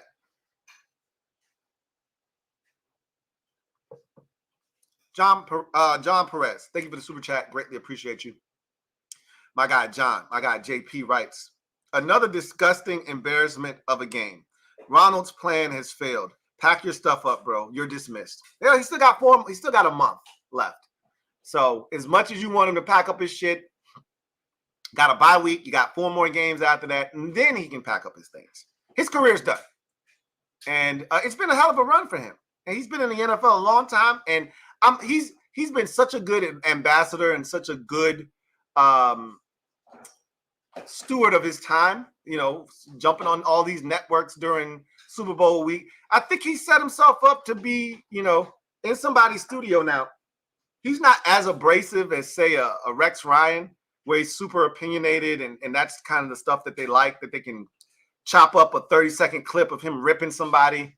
And, like when he ripped Brandon Staley and said, go coach Division III or some crazy shit he said out of his mouth. That's not Ronald Rivera. I don't see him being hypercritical. But if they're looking for just a good dude, maybe he'll end up on somebody's television. I don't know, but at the end of the day, he's done coaching ball. This is it for him. This is it. JB Johnson, thank you for the super chat. Greatly appreciate you. JB writes, new GM and coach should clean house with players as well, except Howell, Payne, Allen, and Terry. Other players reek of losing stench of the old regime.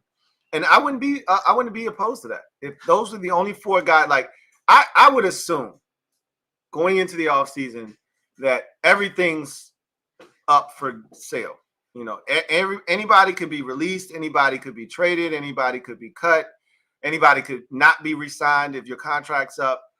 My guess is those are the only 4. Like if you called Washington and said, hey, are these guys, those are the only 4 guys right now that I think are untouchable unless you're going to draft a new quarterback. In that case, Sam would be a guy that you could trade, right? And that's totally up to the discretion of the new regime, right, as to what they want to do. But as far as I'm concerned, if you're trying to build this thing, you got to have foundational pieces, guys that have been there, that you trust, that you think can be leaders in the locker room and still have good football left in them as players. And those are the 4 guys that I see right now. And I would throw Sam Cosmi in there as a 5th. Those are the foundational pieces I think you currently have. And then you go from there, right?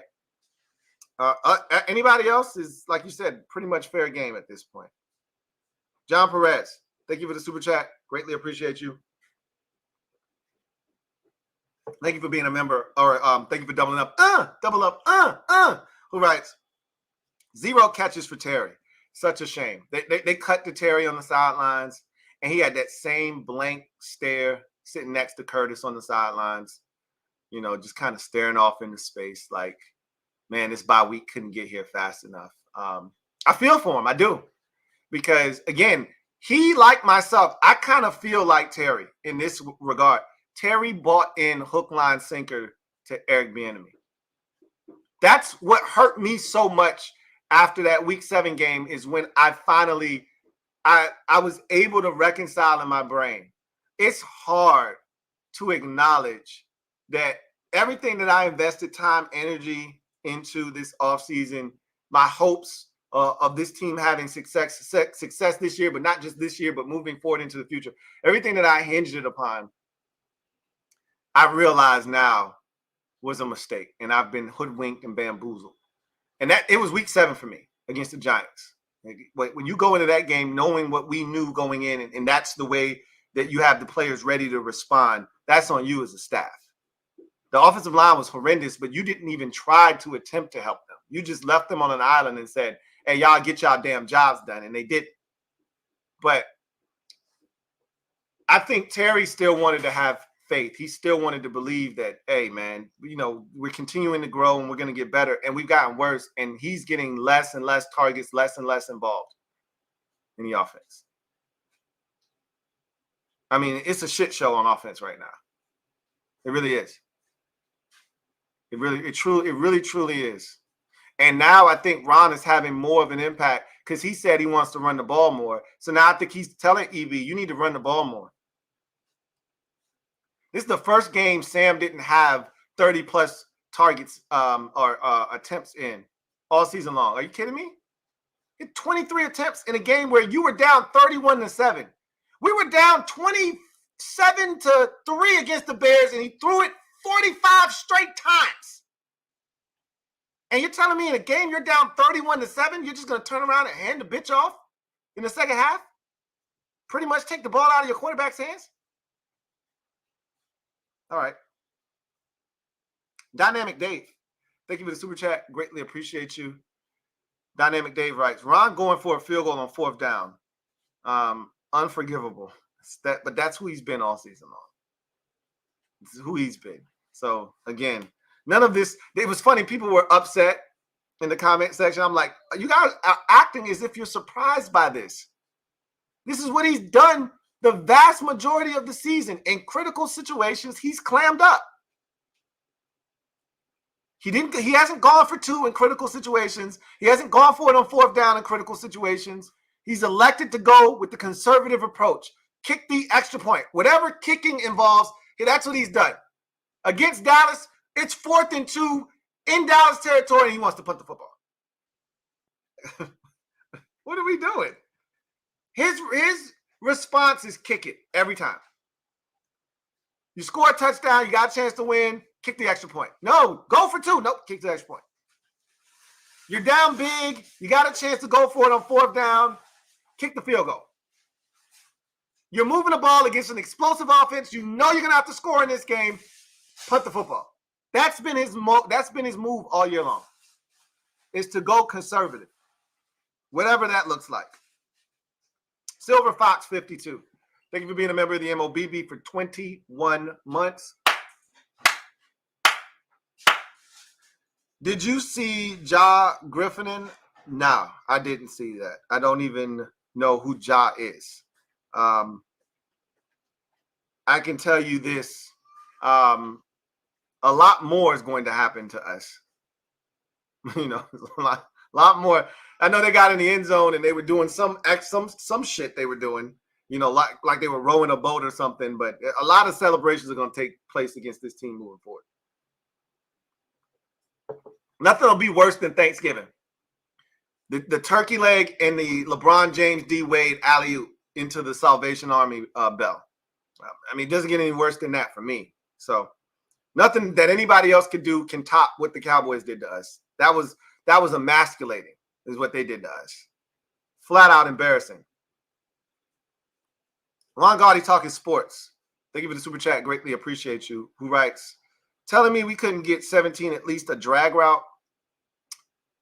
I mean, you asking a lot. Like, it doesn't even have to be that. Right? Just you get them a screen. Again, you had opportunities to get 17 the ball. It's not a priority to Eric Bieniemy. It never has been, and it won't be. And that's why I can't continue to stand by him as a coordinator, as a play caller, because this isn't like with Scott Turner, where Scott would literally just forget. Like, he would need to be reminded every couple of weeks, hey, you got Terry McLaurin, bro. Oh, shit, that's right. I got caught up in the game, calling plays, my bad. I won't let that shit happen again. And then the next week, Terry has 12 targets, right? He would just forget. And you'd be like, come on, Scott, you got to stop doing that shit. That's not an acceptable excuse. He would literally tell us, I was just in the moment. I didn't even think about it. My bad. EB is fully aware of what he's doing. He doesn't give a shit. He doesn't care. He told us when he got here, I don't give a shit about stats. I don't care about anybody's stats. I just want to win. And in theory, that sounds good. In theory, that sounds good. But I'd love to see the Golden State Warriors win without Steph Curry, Klay Thompson, and those dudes taking the most shots. I'd love to see them win the game with, you know, somebody else taking the bulk of the shots. Gary Payton II. Hey, you open for a reason. Just take as many shots as you like, man. Draymond, they 15 feet away from you at the top of the key. Keep shooting those threes, bro. I'd love to see other guys that aren't your star players taking the shots and how that's going to work out for you. I just don't understand why he doesn't understand that the best opportunity for you to succeed is to get the ball in the hands of your best playmakers. And that seems to be something that's just lost on him. I think he still thinks he's in Kansas City. And his best playmaker is his tight end. And we'll figure out the rest of the shit at receiver. This ain't that. Where you can throw the ball and spread it out to 8 different dudes because you got Travis Kelce still with 12 catches and 15 targets and doing a lot of the damage. I think he still thinks he's in Kansas City or some shit. Because they don't have any receivers, so it don't matter. Kevin the PRF, thank you for the super chat. Greatly appreciate you. Or thank you for being a member of the MOBB for 19 months. Earlies are in. I like Sam, but him having awful turnovers may prompt the next GM to not put his eggs in the Sam basket with the top 5 pick. Bad EB or not. And that's their prerogative. And if they went in that direction, I would support them 110%. Whatever they decide to do. We haven't been good enough to make flat out like declarations about any player. That includes Terry, Sam, Jahan, who I also, and I think I left him out. He's also a part of the solution. Believe it or not, some of you have already given up on him, which again, some of y'all I don't understand, but it's not for me to understand. It's not for me to understand. But honestly speaking, I would just, I'm going to be okay with whatever decisions they decide to make. And that includes the quarterback. I rest easy knowing that this ownership group, they feel good about Sam. And I don't think they're going to force him on the next group. But I think they feel like, and part of the GM search, if I'm doing an interview, is going to be, hey, how do you feel about Sam Howell? Like, I want to know. How do you feel about it? Because in their mind, they got, how they feel about Sam. But they're going to let the football people do their jobs. And if that football guy comes in here and says, Sam Howell isn't good enough for me, I want better, fine. You better be right. That's all I know. If you're going to move on from Sam and you're going to spend the top whatever pick to do so instead of investing on an offensive line that desperately needs help, you better get it right. You better be right. And that goes for Marvin Harrison Jr. If you're going to go non-offensive line, you better be right. That means you better find a hell of a tackle or guard in the second round, and you better be doing some yeoman-like work and cleaning up this offensive line. I don't expect this offensive line to be flawless after one offseason. That I do not. I am not naive. I'm not some of these fans that want everything fixed in one offseason. If it doesn't, this GM sucks. I understand that this is a process. But if we are going to evaluate whomever's that quarterback, whether it's Sam or it's a rookie that's coming in here, you better put proper protection in front of this guy. Because if you don't, it's going to look just like it did this year.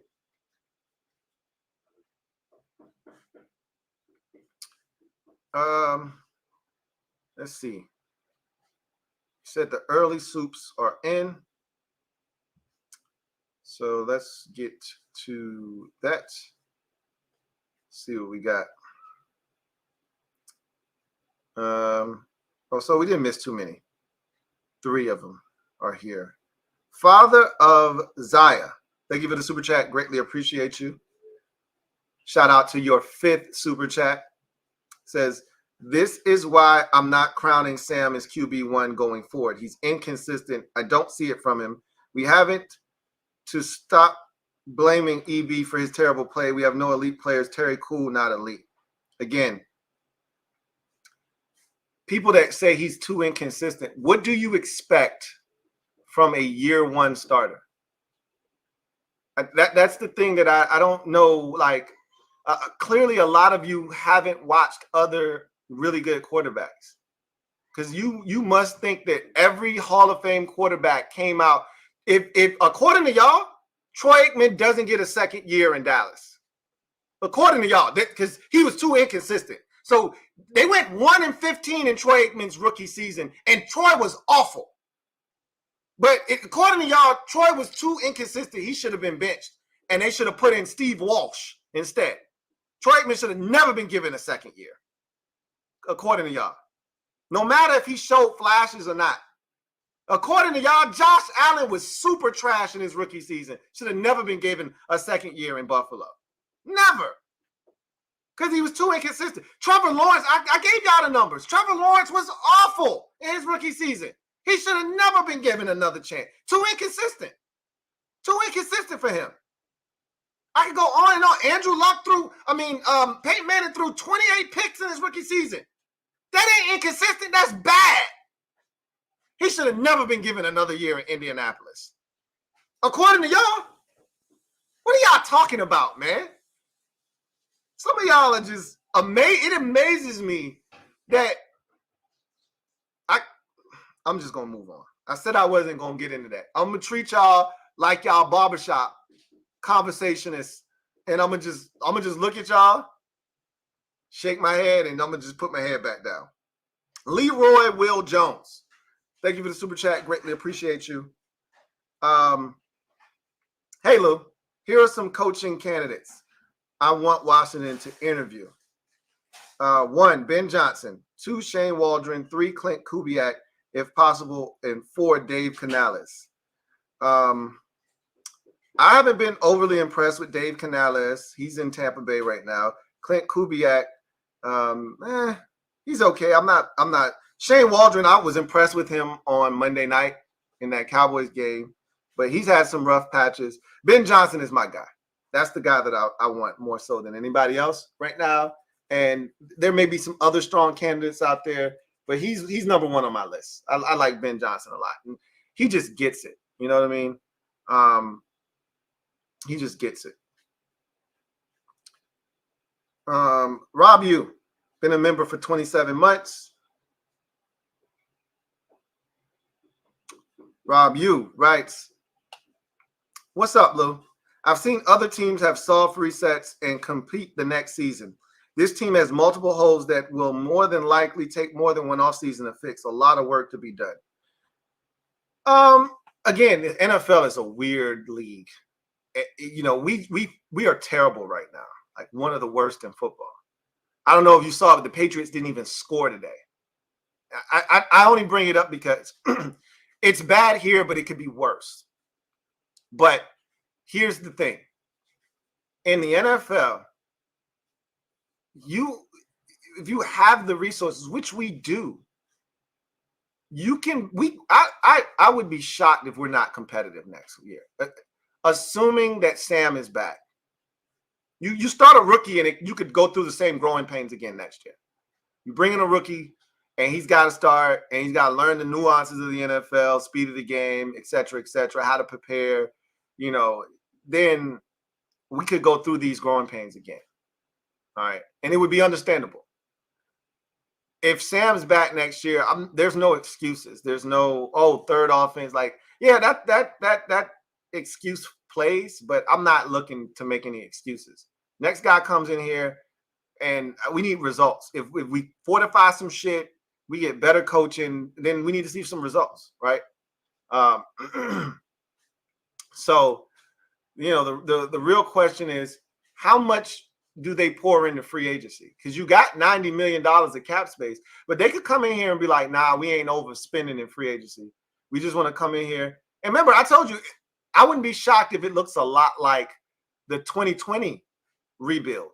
When Ronald first got here, there weren't any real big signees. Again, Kendall Fuller was the biggest free agent deal we handed out. 4 years, $40 million. Everything else was small. There's a bunch of, again, J.D. McKissick, Logan Thomas, Wes Schweitzer. Like, those are the guys we were signing, right? Those are the kind of guys we brought in. A lot of small, you know, low risk, you know, mid-reward type of guys to turn the roster over. I expect that. You can compete, but I don't know how much you're going to win if we don't make huge changes, right? Like the offensive line in order to give us a fighting chance, the offensive line has to be good next year. If you do that, I think we're going to have a fighting chance. Clearly, we got some things to fix on defense, but you get the right coordinator in here. And we might be able to make some swift changes defensively. A lot of what I've seen, no, we don't have dogs on defense, but a lot of it is poor coaching too, right? A lot of it is poor coaching. Anyway, I digress. Anthony Barnwell, thank you for the super chat. Greatly appreciate you. Anthony writes, if Washington resigns Gibson, why not to a 1-year prove-it deal as a wide receiver, since that's what he is/was or was/is? I wouldn't be opposed to them bringing him back, but why is the question. When you can just go draft a dude. I mean, if they want to, they can. I honestly don't love any of our running backs other than B-Rob. Personally. And AG's been cool, but I just feel like you could overhaul that whole group, to be honest, outside of B-Rob. Chris Rodriguez doesn't strike me as anything, special. I don't even know if he serves a major purpose, right? Like, okay, so be a battering ram and impossible to get down in short yardage situations, like Peyton Barber was for us in 2020. Like, I don't even think he's that. He's so concerned with not fumbling a lot of times, which he should be. But that's a big problem for him that I don't know. Like, he has no wiggle. He doesn't really make anybody miss. And he's like, anytime he breaks through that first wave, he's very concerned, hyper concerned about fumbling, which he should be. Because he had a nice run about a month ago and the ball got poked out, right? So I get it. Matter of fact, that was the Giants game, I think it was, right? So I get it. I understand why he's hyped, but like, you already don't really bring nothing to the table. If you're concerned, like, if I can't trust you to hold on to the ball and be physical, what do you really bring to the table? Because you don't have home run speed. You're not a great pass catching back. You're not excellent as a pass protector. So what do you actually bring to the table if I can't trust you to be super physical and hold on to the ball? So I don't know. To me, AG being back, I wouldn't mind it. I just, again, I don't necessarily think it's something that the next regime would be all that in favor of, when I can just go out and get my own speed back or extra running back or my backup running back, right? Thank you for that, as always, Kevin the PRF. Wild Gotti talking sports. Thank you for the super chat. Greatly appreciate you. Double up. Thank you for doubling up. Who writes, fans switching up on Terry like it's his fault. LOL. Look, when you're frustrated, you're open to any and everything. And fans are frustrated right now. And Terry not performing at a high level, it's an easy target for fans who are frustrated. And I get it. But my thing is, the criticism has taken on a whole new life of its own. Like, it's one thing to be frustrated that this man is invisible week after week. But I just harken back to, okay, if that's how you feel, then you should have felt like that last year or the year before that or the year before that. If you didn't feel that way before, then what's different now? What's different? That's all you got to ask yourself. If you felt like Terry wasn't a legit threat last year or the year before that, then okay, all right, we can have a conversation. We can talk. But if you're just feeling that way now, like you had this epiphany all of a sudden that he's not this, he's not that, he's a bum, yada, yada, yada, then what's different? What occurred this year that didn't happen the previous 3 years? I can tell you right now what happened. I can tell you, but I mean, that's not for me to decide. Juan Gotti talking sports. Thank you for the super chat. Greatly appreciate you, Juan Gotti. You doubled up. You just doubled up. This defense has maybe 3 solid players. Everyone else is trash. Yeah, the defense is bad, man. It's a bad scheme. It's not. But this is the thing. I think some of y'all are too hard on some of these players because you expecting everybody to be a star, and everybody's not a star. It's okay to have solid players. Like Jamin Davis is a solid player. You can win football games with Jamin Davis being one of your starting linebackers. Okay? He shouldn't be your best linebacker, which he currently is, but you can win a lot of games with Jamin Davis being your second or your third best linebacker on your team. Kendall Fuller is a really good corner. Benjamin St-Juste is solid. You can win a lot of football games with Benjamin St-Juste as your third best corner and the first dude that comes off the bench, right? You can win a lot of games with Benjamin St-Juste as your third corner. We need a real nickel. The fact that we had Quan Martin on the field posing as a nickel corner is sad because that's what they drafted him to do. And that would have been juice if Emmanuel Forrest was healthy. That would have been juice in the slot getting cooked on that third down. Or Juice would have said, hey, you ain't going to run past me. And he would have passed interference his ass like he did Waddle, where he just straight up 15 yards down the field. He straight up two-hand push Waddle like, nah, bro. Try that shit on somebody else. You will not have me on football night in America getting cooked for a 51-yard touchdown. Not me. Try that shit on somebody else. Just straight up pushed him. Keys, thank you for the super chat. Greatly appreciate you. Double up. Thank you for doubling up. Who writes? I stopped listening to Ron Pressers, but gave EB a shot. He really tricked us every week. Oh, I know so-and-so. We used to drink sippy cups together. I stopped listening to Ronald 3 weeks ago. And I still listen to EB. But what I will tell you is nothing that he says resonates anymore. I'm listening to hear what he has to say about Sam at this point, because I don't believe anything else he says. I don't give a shit who you've known for how long. I don't really care about him talking about Charles Leno and Jahan Dotson. He's just picking random dudes out of thin air about guys that are getting better. And I'm like, okay, guy. But it's no ill will. This is the difference between me and a lot of y'all. I don't dislike any of these dudes. Ronald, EB, I used to tell y'all used to get so mad when we used to talk about Jay Gruden. I'm like, Jay's a dude I would go out and have a beer with. I would go out and have drinks with Jay and we would kick it and laugh and kiki. He's just not the right man for the job. Same way I feel about Ronald and EB. They're probably really cool dudes. They're just not meant for this particular, they might go on to do some great things somewhere else. They're just not it here. Right? And that's okay. Jonathan Smith, stand up. You're the newest member of the MOBB mob. Y'all know what to do. Show Jonathan some love. Welcome him with open arms. So glad to have you on board. Welcome to the squad, Jonathan Smith. Barry Curtis, thank you for the super chat. Greatly appreciate you.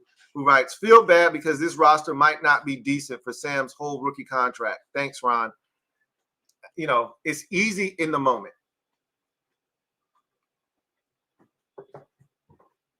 It's easy. Oh, excuse me. It's easy in the moment to feel like we're not close. I'm just here to tell y'all, I don't think it's as bad as a lot of y'all think. A lot of this, again, we are 4-9, and we easily could be 6-7, 7-6, even 8-4 right now with better coaching. 8-5, excuse me, with better coaching. I get it. It's frustrating watching this thing. I mean, hell, even Sam looked uncomfortable today. Sam did not look good at all today, right? But in saying that, you coach this team up better, and I'm not sure that we don't have 2 or 3 more wins. Maybe we don't. But the decision to not go for 2 against Philadelphia in week 4, that's a huge decision that I think it really set the tone for the rest of the season. You want to prove to your players you believe in them. You want to give them the confidence that, hey, we didn't come here to tie. We came here to win. You go for that 2-point conversion. That's coaching, right? That first Giants game, and hell, I went too far. That Bears game, week 5, are you kidding me? We came out as flat as can be with a poor scheme defensively and offensively. That's a winnable football game.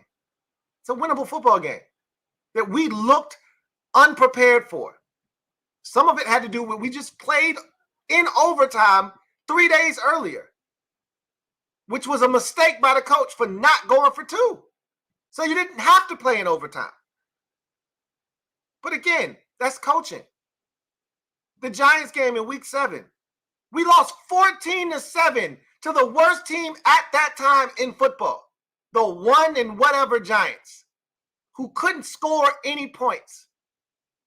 And even with all the stupid shit we did and looking like we were incapable of deciphering what a blitz looked like or picking up a 4-man rush, we were right there at the end of that game. Better coaching from the jump, and that's not even a conversation about what happens in that Giants game. They were so awful. Same thing goes for the Week 11 Giants game. We can go on and on and on about poor decisions made. Like, I know it feels really bad, and it's gotten worse because the players have lost hope. That's why we look as bad as we look. I get it. You traded away Montez Sweat and Chase Young. Those two being gone doesn't make the difference that we've seen from this team. What's happened is this team has lost hope. They don't believe in EB anymore. They damn sure don't believe in Ronald anymore. They know that this is a means to an end. They've quit. This isn't the same team we were watching in Week 5 or Week 4 or Week 7 or hell, even Week 10 when there was still a pulse against Seattle. This ain't the same team. They've given up. So it feels worse than what it really is. But I'm telling you right now, with better coaching, there's no way we're 4-9. Same damn roster, same players that you've all quit on, that you think stink, and you can't believe that this roster has a shot. Same damn roster. I guarantee you, with better coaching, this is a 6 or 7 win team right now. I know nobody wants to hear it because we're getting our asses pounded. They're taking us to Pound Town every week these days. I get it. Just understand that we were this close to beating Seattle. We were this close to beating the Eagles twice. This close to beating the Giants. And that's not some shit you brag about. This close to beating the Giants. But, I mean, it is better coaching, and you possibly win all 4 of those games. All 4 of them. Better coaching. On 4th and 1, we got the Eagles 14-3. We got these boys on the ropes. They don't know what's coming next. It's 4th and 1, and the best call you have is a back shoulder fade to Terry. That's the best call you got on 4th and 1. We had a chance to deliver the knockout blow. We go up 21-3. That game is over. They're dead. That I tell you. They had no answers for us. And we couldn't put them away. That's coaching. That's coaching. And we've seen it all season long. So I beg to differ. This roster isn't as bad as you. You get a better coach in here, and they'll take this. You get Ben Johnson this same roster, offensive line and all. You get Ben Johnson this same. I guarantee you, this offense doesn't look like what it looks like right now. Guarantee it. You get Ben Johnson this same group with a better tight end because he uses the tight end. You give him the same group, same exact group, even down to the offensive line, which I wouldn't recommend. But I guarantee you, you would see better results than what we're getting right now. You give this same defense, especially before the trades. You get the same defense to a Vic Fangio, to an Evero, right? To a Giro Evero. You get the same defense to any of the Jets coaches, their head coach, their defensive coordinator, Jeff Albrecht. You get the same defense, right? To any of these defensive coaches that we respect in the league. Don't tell me that you're getting the same results because you're not. You're not. So, no, I don't believe in this roster. There's a lot of changes that have to be made. But I don't think this roster is as bad as a lot of you think because a lot of you are overreacting to the way that this season is gone. But don't forget what this team was doing before the team quit. Despite poor coaching, I may add, week in and week out. We were doing things despite the coaching staff. Now, the players aren't making up for the lack of coaching, the deficiency in coach. Now there's no players making up for that. There's no plays being made to overcome and overcompensate for the fact that coaching stinks. Now you're getting to see it on full display that the coaching staff stinks because the players aren't giving maximum effort anymore to overcompensate for poor coaching. Again, I'm not vouching for De'Ami Brown to be here next year, for them to bring back any of the defensive ends. I'm not vouching for David Mayo to be back next year. I'm not vouching for them. If they don't want to bring Kendall Fuller back, okay, cool. They don't want to bring back Curtis Samuel, okay, cool. I'm not vouching for all of these dudes to be back. If they don't want Cam Carl back, that's fine with me as well, okay? I'm not vouching for anybody. I'm just telling you, this roster isn't as bad as you make it out to be. It's just poorly coached. It's just poorly coached. All right? And no, we're not top half of the league from a talent perspective, but the product that we've seen the last 3 weeks in particular, where we've gotten our asses handed to us the last 3 weeks, it's not that much different than what we were getting earlier. The biggest difference is these players know Ron isn't going to be back next year. They know EB's not going to be back next year. They knew Jack was going to be fired as well. They didn't know he was going to be fired in week 12. But they knew Jack wasn't going to be back either. And once that sets in, what am I doing here? Like, why am I busting my ass? It is what it is. There's a chance that next year, this roster could be good enough to compete with. We'll see. Hard for me to make that assumption right now. I'll just say that because I know it's not as bad. That's one thing I won't let anybody else convince me of is it's this or it's that. I know what I've watched. I know what I've seen. I know what I believe and how I feel. I could be wrong, but I watched the same games you watched. Football is a game of inches, and literally we could be talking about a totally different season if certain decisions were made and certain plays were made, but they weren't. And so we are where we are, which is a good thing. We needed this to happen so that change could occur.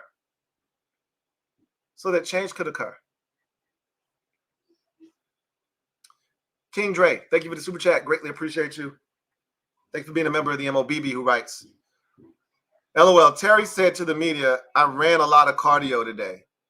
I don't know if he said that or not, but I would be weak if he did, because I've said that already about Jahan Dotson, right? I've said that about, and if he did say that, that's Terry's passive-aggressive way of saying this is bullshit. And good for him. You know what? I don't like prima donna receivers. I don't want my guy crying for the football, but I wouldn't be mad if he did. And that's Terry's way of saying, I need the football. I hope he said that. I don't believe you, Dre. I don't believe you, but I hope he said that. Because it needs to be known that this is bullshit. EB's not going to be here, so I'm not even worried about it. But I just need it in the moment to be known that this is bullshit. And I've been saying it all year, so this isn't new for me. I've been talking about, man, Jahan's getting a hell of a cardiovascular workout in when he plays in 83 snaps and only gets 2 targets. That's a hell of a day. If you've ever played receiver, you know, ain't nothing worse than running a route 20, 30 yards down the field, not getting the ball 5 to 6 times, running another 7 or 8 routes at that intermediate space, not getting the ball. And when you run a 17-yard route, it ain't just 17 yards. You running across the field, you running up and over, you running up and out, you going all over the place. And if you're not getting the ball, man, that shit is frustrating. It's frustrating. Juan Gotti talking sports. Thank you for the super chat. Greatly appreciate you. Who writes, one-on-one with Hill all day. Sure, that makes sense. Thumbs up. I mean, this is what our staff does, man, right? They prepare all week to do the thing that we know they shouldn't do. That's what they do. Christopher McLaughlin, thank you for the super chat. Greatly appreciate you. Thank you for being a member of the MOBB. My guy, Chris. Thank you, as always, for your generosity, who writes, hey, Lou, hope you and the family are having a good holiday season. Likewise. Likewise, Chris. Curious your thoughts. One, why was Quan Martin on the Hill on the first TD? I wish I had a logical explanation for you, Chris. We all were left scratching our heads. Like I just assumed, oh man, the safety, he must have did something. That safety was shaded over to help, who also got cooked. I don't know if you realize this, but Jamin Davis also got cooked on the play by Devin Achane. So really, if the safety was shaded over the Hill, Tua could have just gone to Achane and it would have been the same result. It just would have been a different player, right? because he would have been open for a 70-yard touchdown. Wherever the safety was, he was going to be wrong. But make Achane do it then. Like, I'm not letting Tyreek Hill. My safety shaded towards 10. Period. End of discussion. There was another play to Waddle where Cam Curl is deep over the top. He's in great position. And then by the time the ball gets there, Cam Curl's out of position. And the only person with a shot at the ball is Jalen Waddle. I'm like, bro, you were over the top to stop this from even happening. Like, you should be picking this. You were in great position. You should be picking this shit off. He done fell back into the corner. And if Waddle can make the catch, it's a big game. I'm just like, bro, what are we doing? You can't be in the right position and still almost give up a big play. We all were asking the same question on that first drive, on the 72-yard touchdown. The question 2, is it not good when we have as many receptions as Terry did? And number 3, why do we run the ball so much behind multiple scores? I wish I had the answers for any of those questions. The third one in particular is somewhat baffling. It's almost like Ron was throwing in a white towel today. Like, he was more concerned with, hey, I don't want 70 on my head. Let's just get out of it. It's kind of like what he did against Dallas when the Avalanche started. He just started handing the ball off. Like, let's just get out of here. You know, Ron's done, man.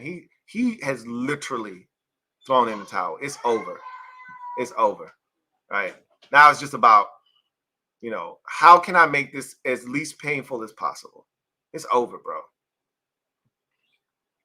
I wanted to know why we were running so much today as well.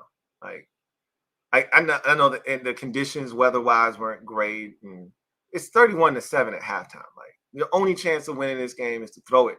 If there were ever a game where Sam was supposed to have 52 passing attempts, it'd be this one. Yet, the game where you're getting your ass handed to you at halftime, like the Bears game, right? Bears game was 24 or 27-3 at half, whatever the score was, and Sam threw it 45 straight times in that game, or whatever the number was. That was supposed to be today. And instead, Sam, they just said to hell with it. 23 past them.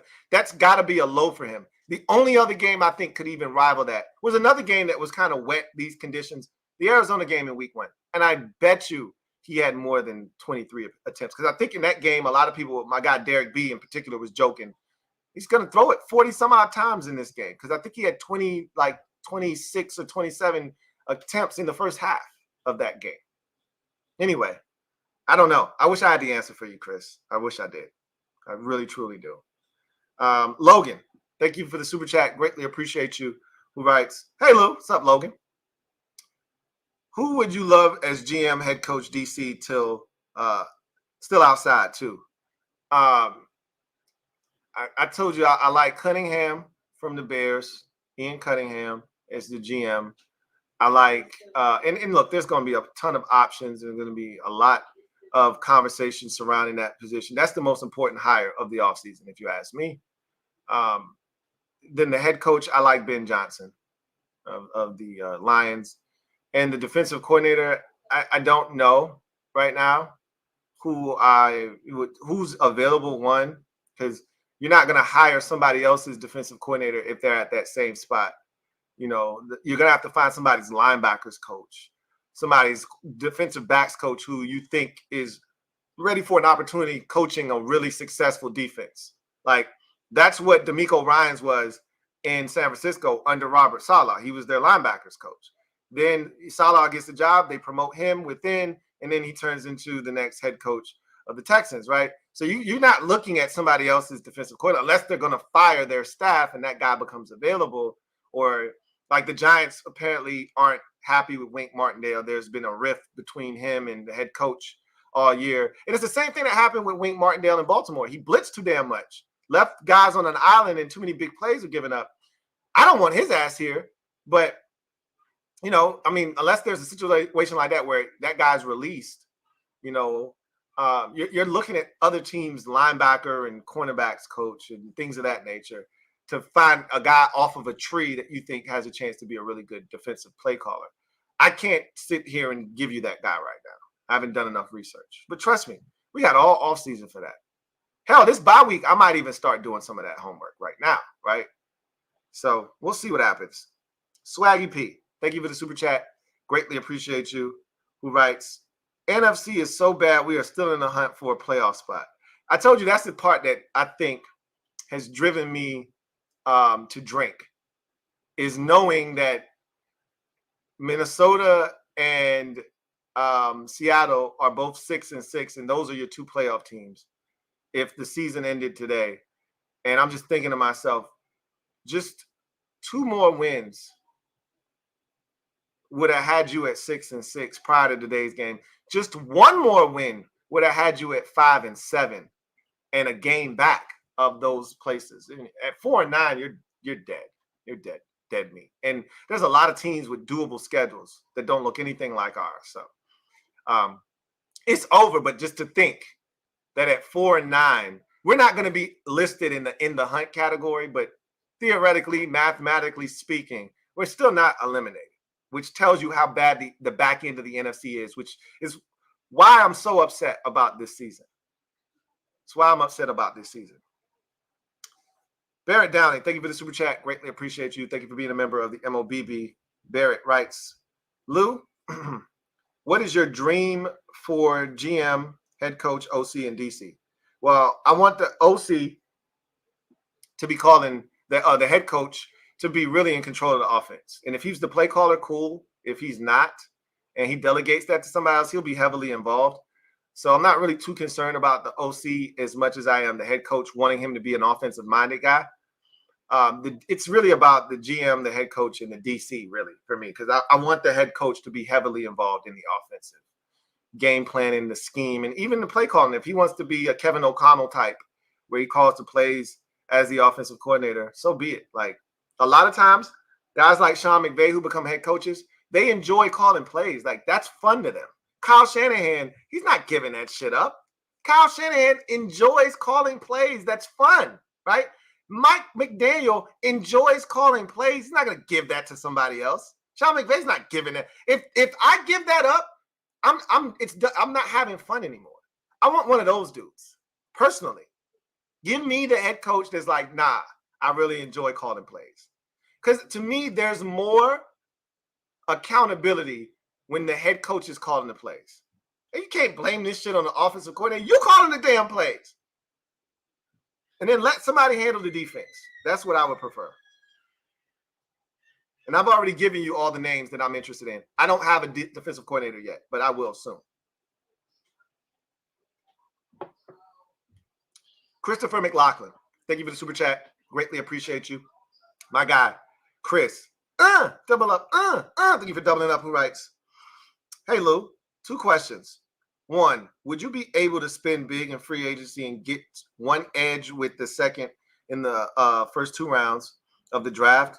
And then what are your thoughts on Florida State not making college football playoffs? Free agency is going to determine a lot of how we move in the draft. That's why a lot of people with these mocks and having this take on what we're going to do in the draft and this, all of that shit is irrelevant until you see what free agency brings.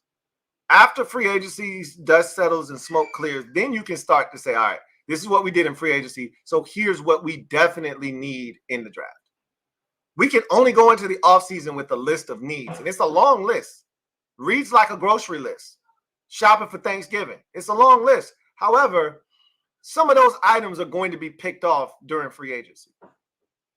Even if it's not to your liking, they're going to pick a few of those items off, and it's going to give them a clearer picture of what is needed come draft time. And that's when you can start to really, truly assess. I still believe, I don't see us paying, unless there's like a game changer like Brian Burns available and you're willing to pay him. I just don't see them spending that kind of money on an edge rusher. Such an expensive position. We just got out of that market. I don't think they got out of that market of not paying Tez or Chase to get back into it by paying somebody that hasn't performed here. I think they want to go cheap by drafting someone. And it makes all the sense in the world. I think you're going to get an edge rusher in the second round. I don't think that's going to be a first round guy, but I do think in that second round, if it makes sense from a quality standpoint, from a value standpoint on the board at that time, I think that probably is the direction they'll go in the second round. Is one of those two picks will be an edge rusher. As far as Florida State not making the college football playoffs, it's all about injury, right? They got two injured quarterbacks, even though their backup probably would be ready for the playoffs. Still, you want to put the best product, in that top four. And Florida State, with their quarterback situation being what it is, isn't one of the best four teams in the nation. Who are we kidding? We saw what they did against Louisville last night. Luckily enough, their defense was outstanding and they won the game.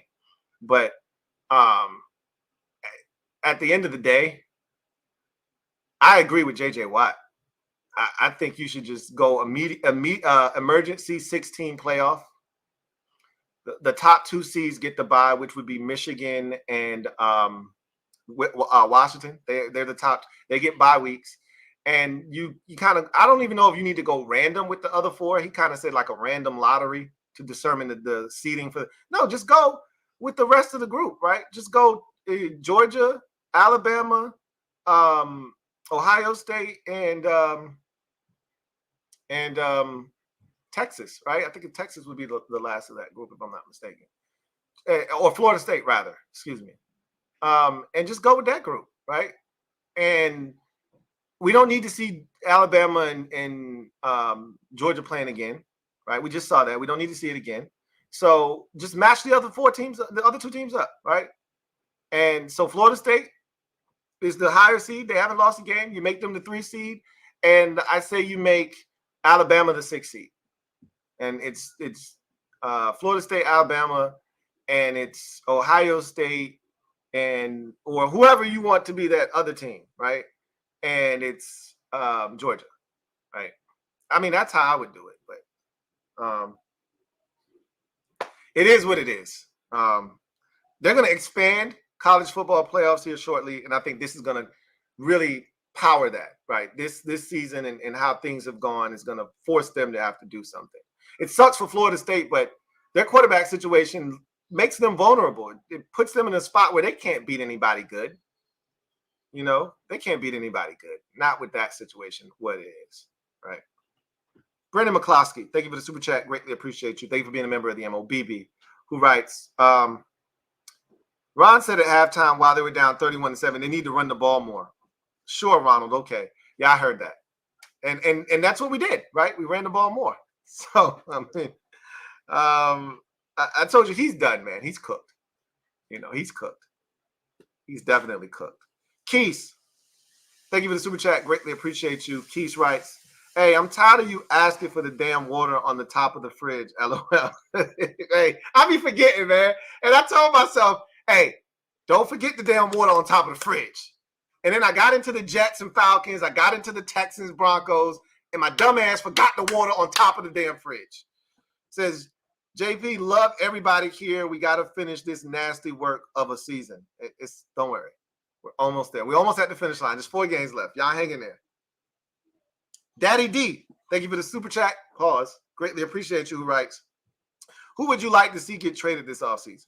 Nobody. We don't really have any tradable assets. I would have traded Jacoby Brissett at the trade deadline. I already told y'all that. They wanted to pull the wool over. And there's some teams like the Jets who were some absolute dumbasses that Jacoby Brissett, Browns too, would have made a huge difference for those teams. We were being aggressive, and I don't blame us because we had, we didn't have a gun to our head. They did. And they just weren't going to be bullied. Okay. I would have taken a 5th rounder for him though. And I would have told somebody, tell you what, give me your 5 and we'll turn it into a 4 if he leads you to the playoffs, Browns or Jets. If he's your starting quarterback for more than XYZ starts and you make it to the playoffs, we turn this thing into a 4. And I think it would have got the deal done, but we wanted a day 2 pick. Like, bro, come on now. Ain't nobody giving that up for Jacoby Brissett. You tripping. But anyway, I don't see anybody else giving us anything for anything that we have on the roster right now. That's why we made the trades that we did at the trade deadline, because that was the stuff that actually held value, that we were willing to part ways with. Juan Gotti talking sports. Thank you for the super chat. Greatly appreciate you.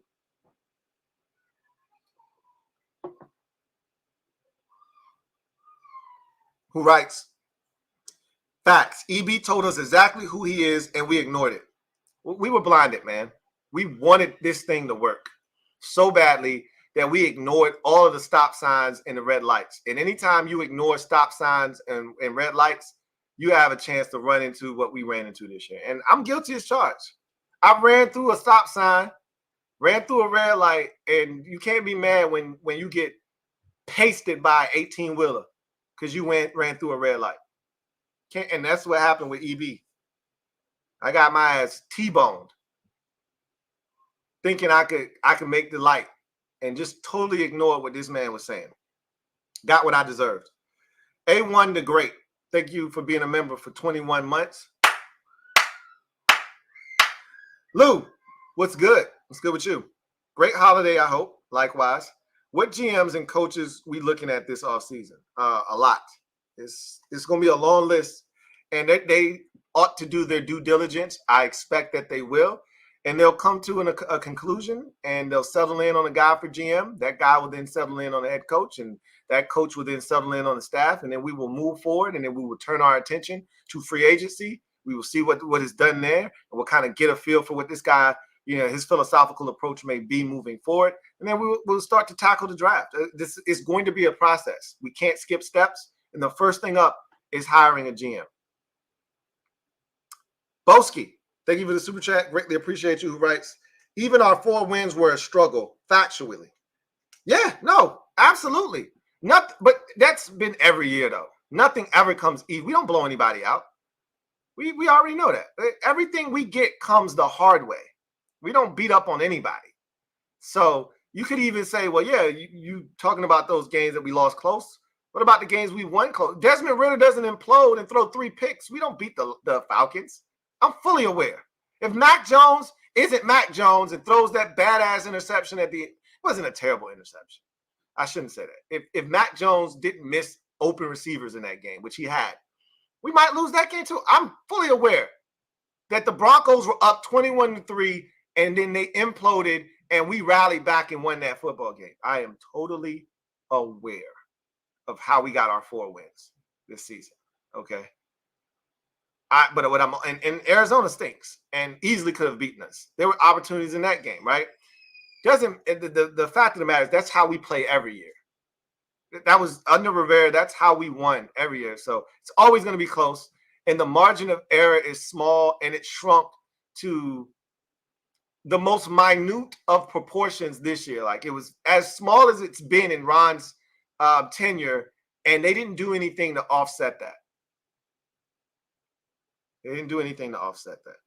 You're not wrong. Stephen Kinsler, thank you for the super chat. Greatly appreciate you. Who writes, there's no way any GM or coach will see Howell as a franchise quarterback. EB is sabotaging him with this offense is awful.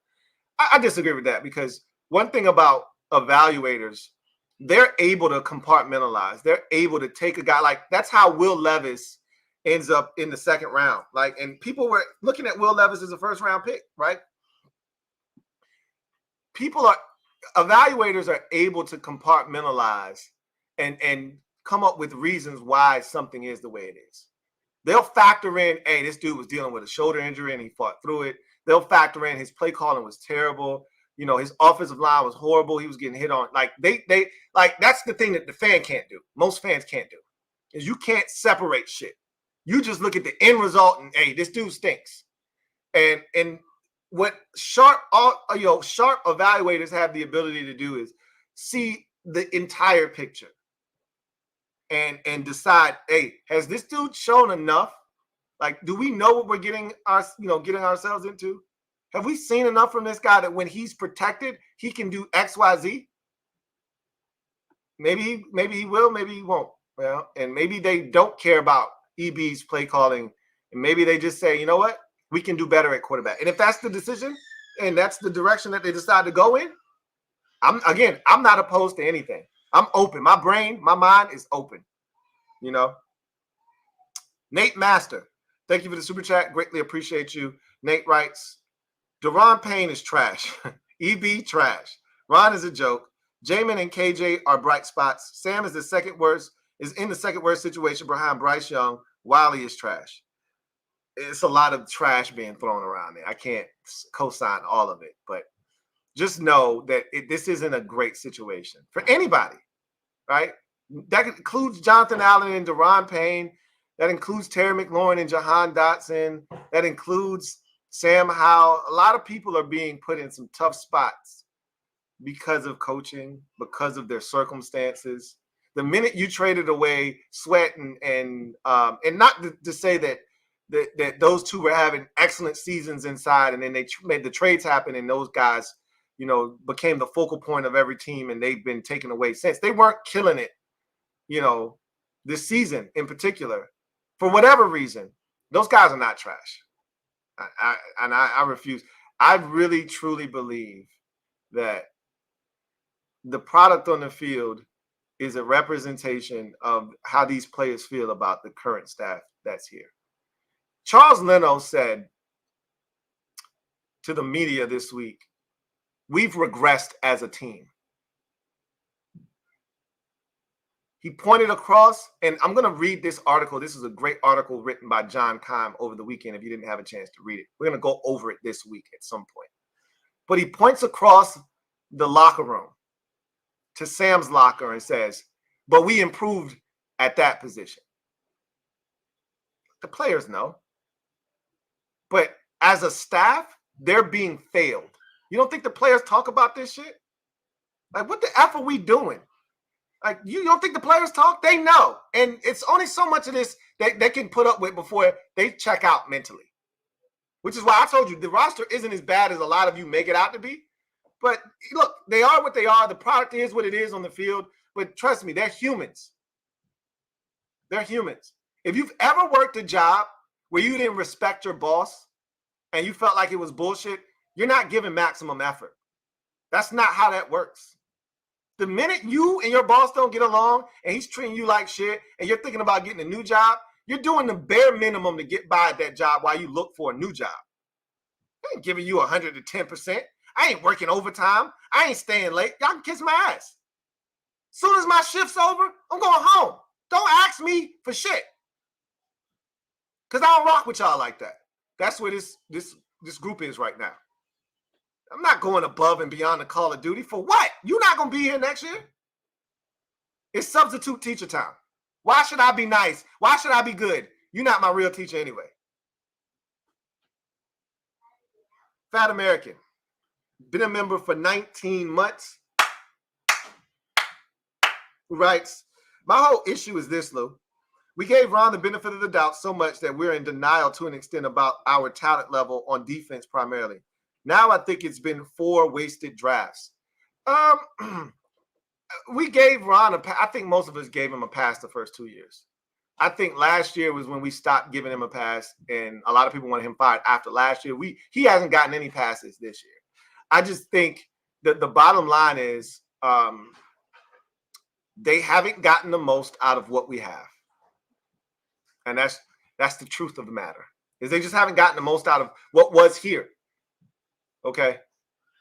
It may not have been as good, and we might have hyped some of this shit up and made it out to be much better than what it was. But come on, man.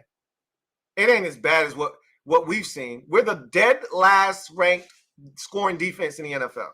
Like, it doesn't have to be that way. It doesn't have to be that way. It does not have to be that way, but it is.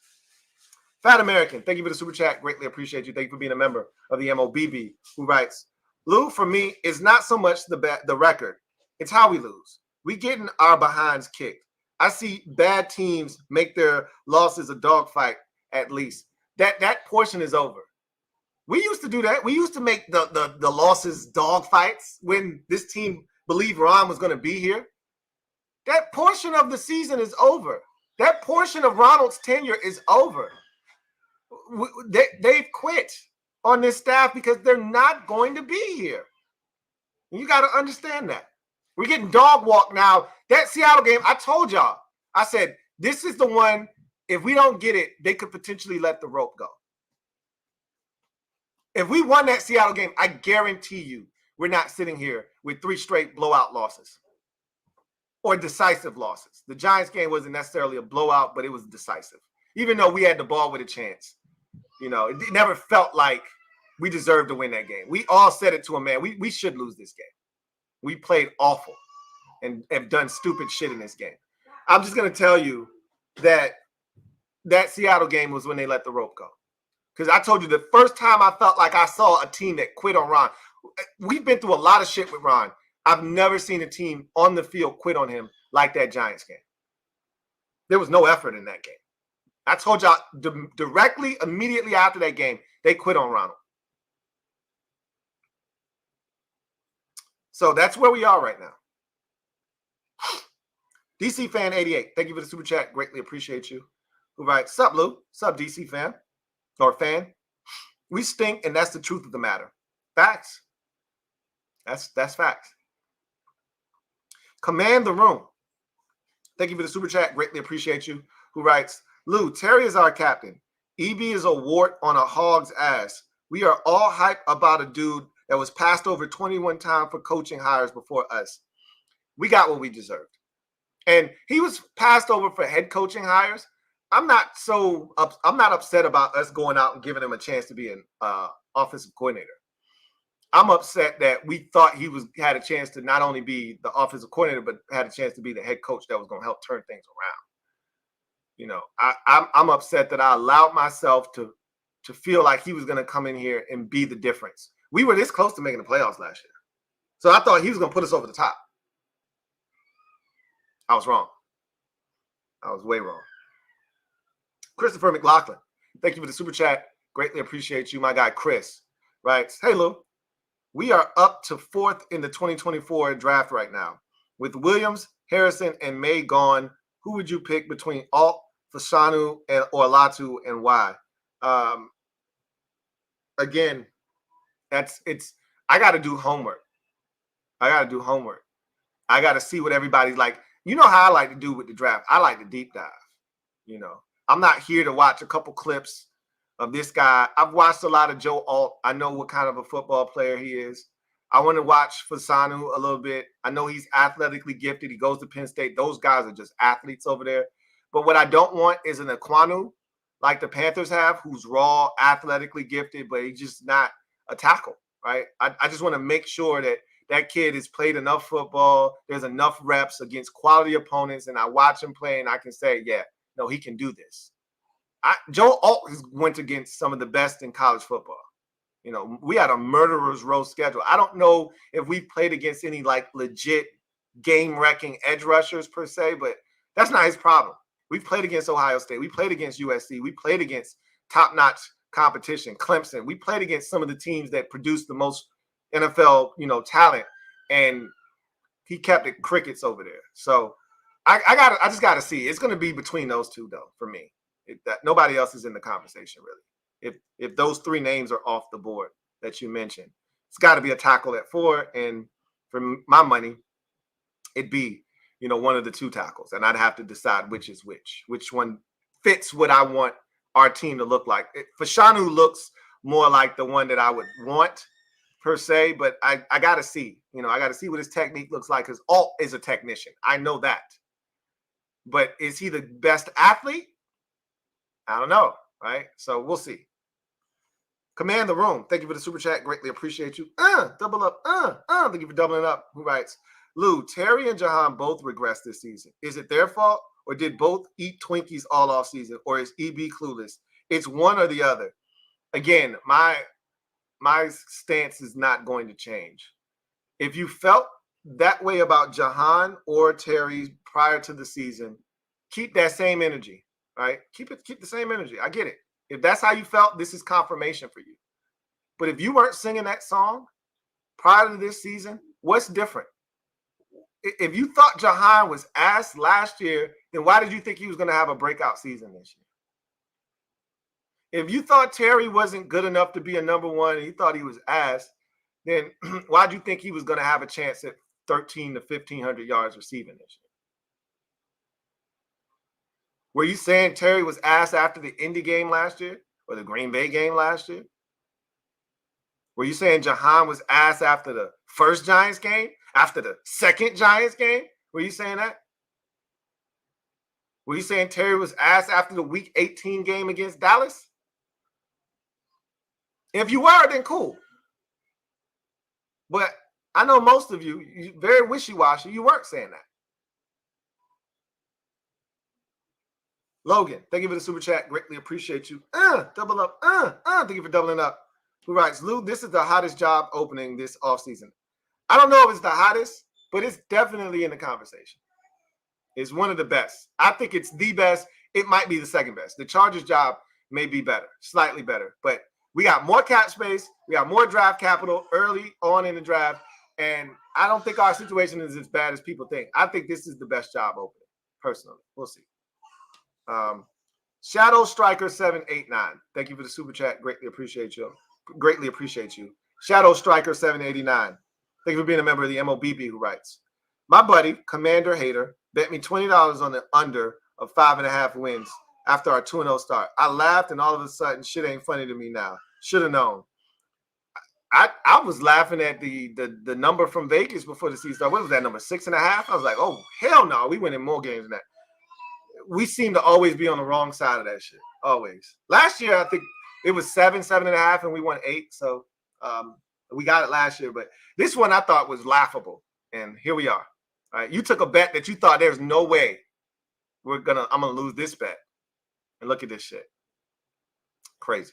Going Commando. Thank you for the super chat. Greatly appreciate you. Thank you for being a member of the MOBB who writes, they should Hurts having a bad game. They should move on him, right? If Hurts can have a bad game in year 3, Sam can have some in his first full season. Don't explain yourself to people, man. You don't have to justify it. If you feel some type of way about Sam, just keep your conviction, right? At the end of the day, it's not our decision to make. We know what we've seen. And as long as you stand for something, then you won't fall for anything, right? Have your conviction and stand 10 toes down in it. And if you are a Sam hater out there, then stand in your conviction that Sam's not good and let it be what it is. My problem is those of you who stand in your conviction one way or the other, you're going to root for that more than you're going to root for the success of this team. And that's the shit that is vomit-inducing. Instead of you saying, hey, damn, I was wrong about Sam, you're going to root for his demise so that you can say, see, I told you so. That's that dumb fan shit that I just can't rock with. I'll never understand that. Wanting to be right more than wanting the team to succeed and you be wrong. If I'm wrong 100% of the time, but this team is good, I'm sign me up for that shit. I want to be wrong when I say something that is counter to what the team has done. I want to be wrong. When I told them, man, Cam Curl is trash. What are you doing with our 7th round pick and he turns out to be good? I want to be wrong. Most times I'm not. But I want to be wrong. The only thing I've been wrong about lately here is thinking this team's going to be better than what it's been. Predicting 12-5 last year, 11-6 this year, and they ass not even getting to this year. We won't even get to 6 wins. It'll be a miracle if we make it to 6. That's the shit that's frustrating. But anyway, that's the last super chat. I thank you guys for joining me. I look forward to chopping it up with you guys tomorrow. We got a bye week, so we'll be able to deep dive into some things, really start to turn our attention, I guess, towards the offseason. You still got 4 games left. Like, don't start getting too excited about the offseason. Still 4 games left. And there's a chance that they might all look like this one. So keep that in mind. But anyway, enjoy the rest of your evening. You're an NFL fan. I'll see you tonight for the conclusion of Chiefs and Packers. If not, I'll see you guys tomorrow for the Louie Tee Network podcast. If not, I'll see you guys for the CNN. Whatever the case may be, enjoy the rest of your Sunday. Y'all take care. God bless and good night.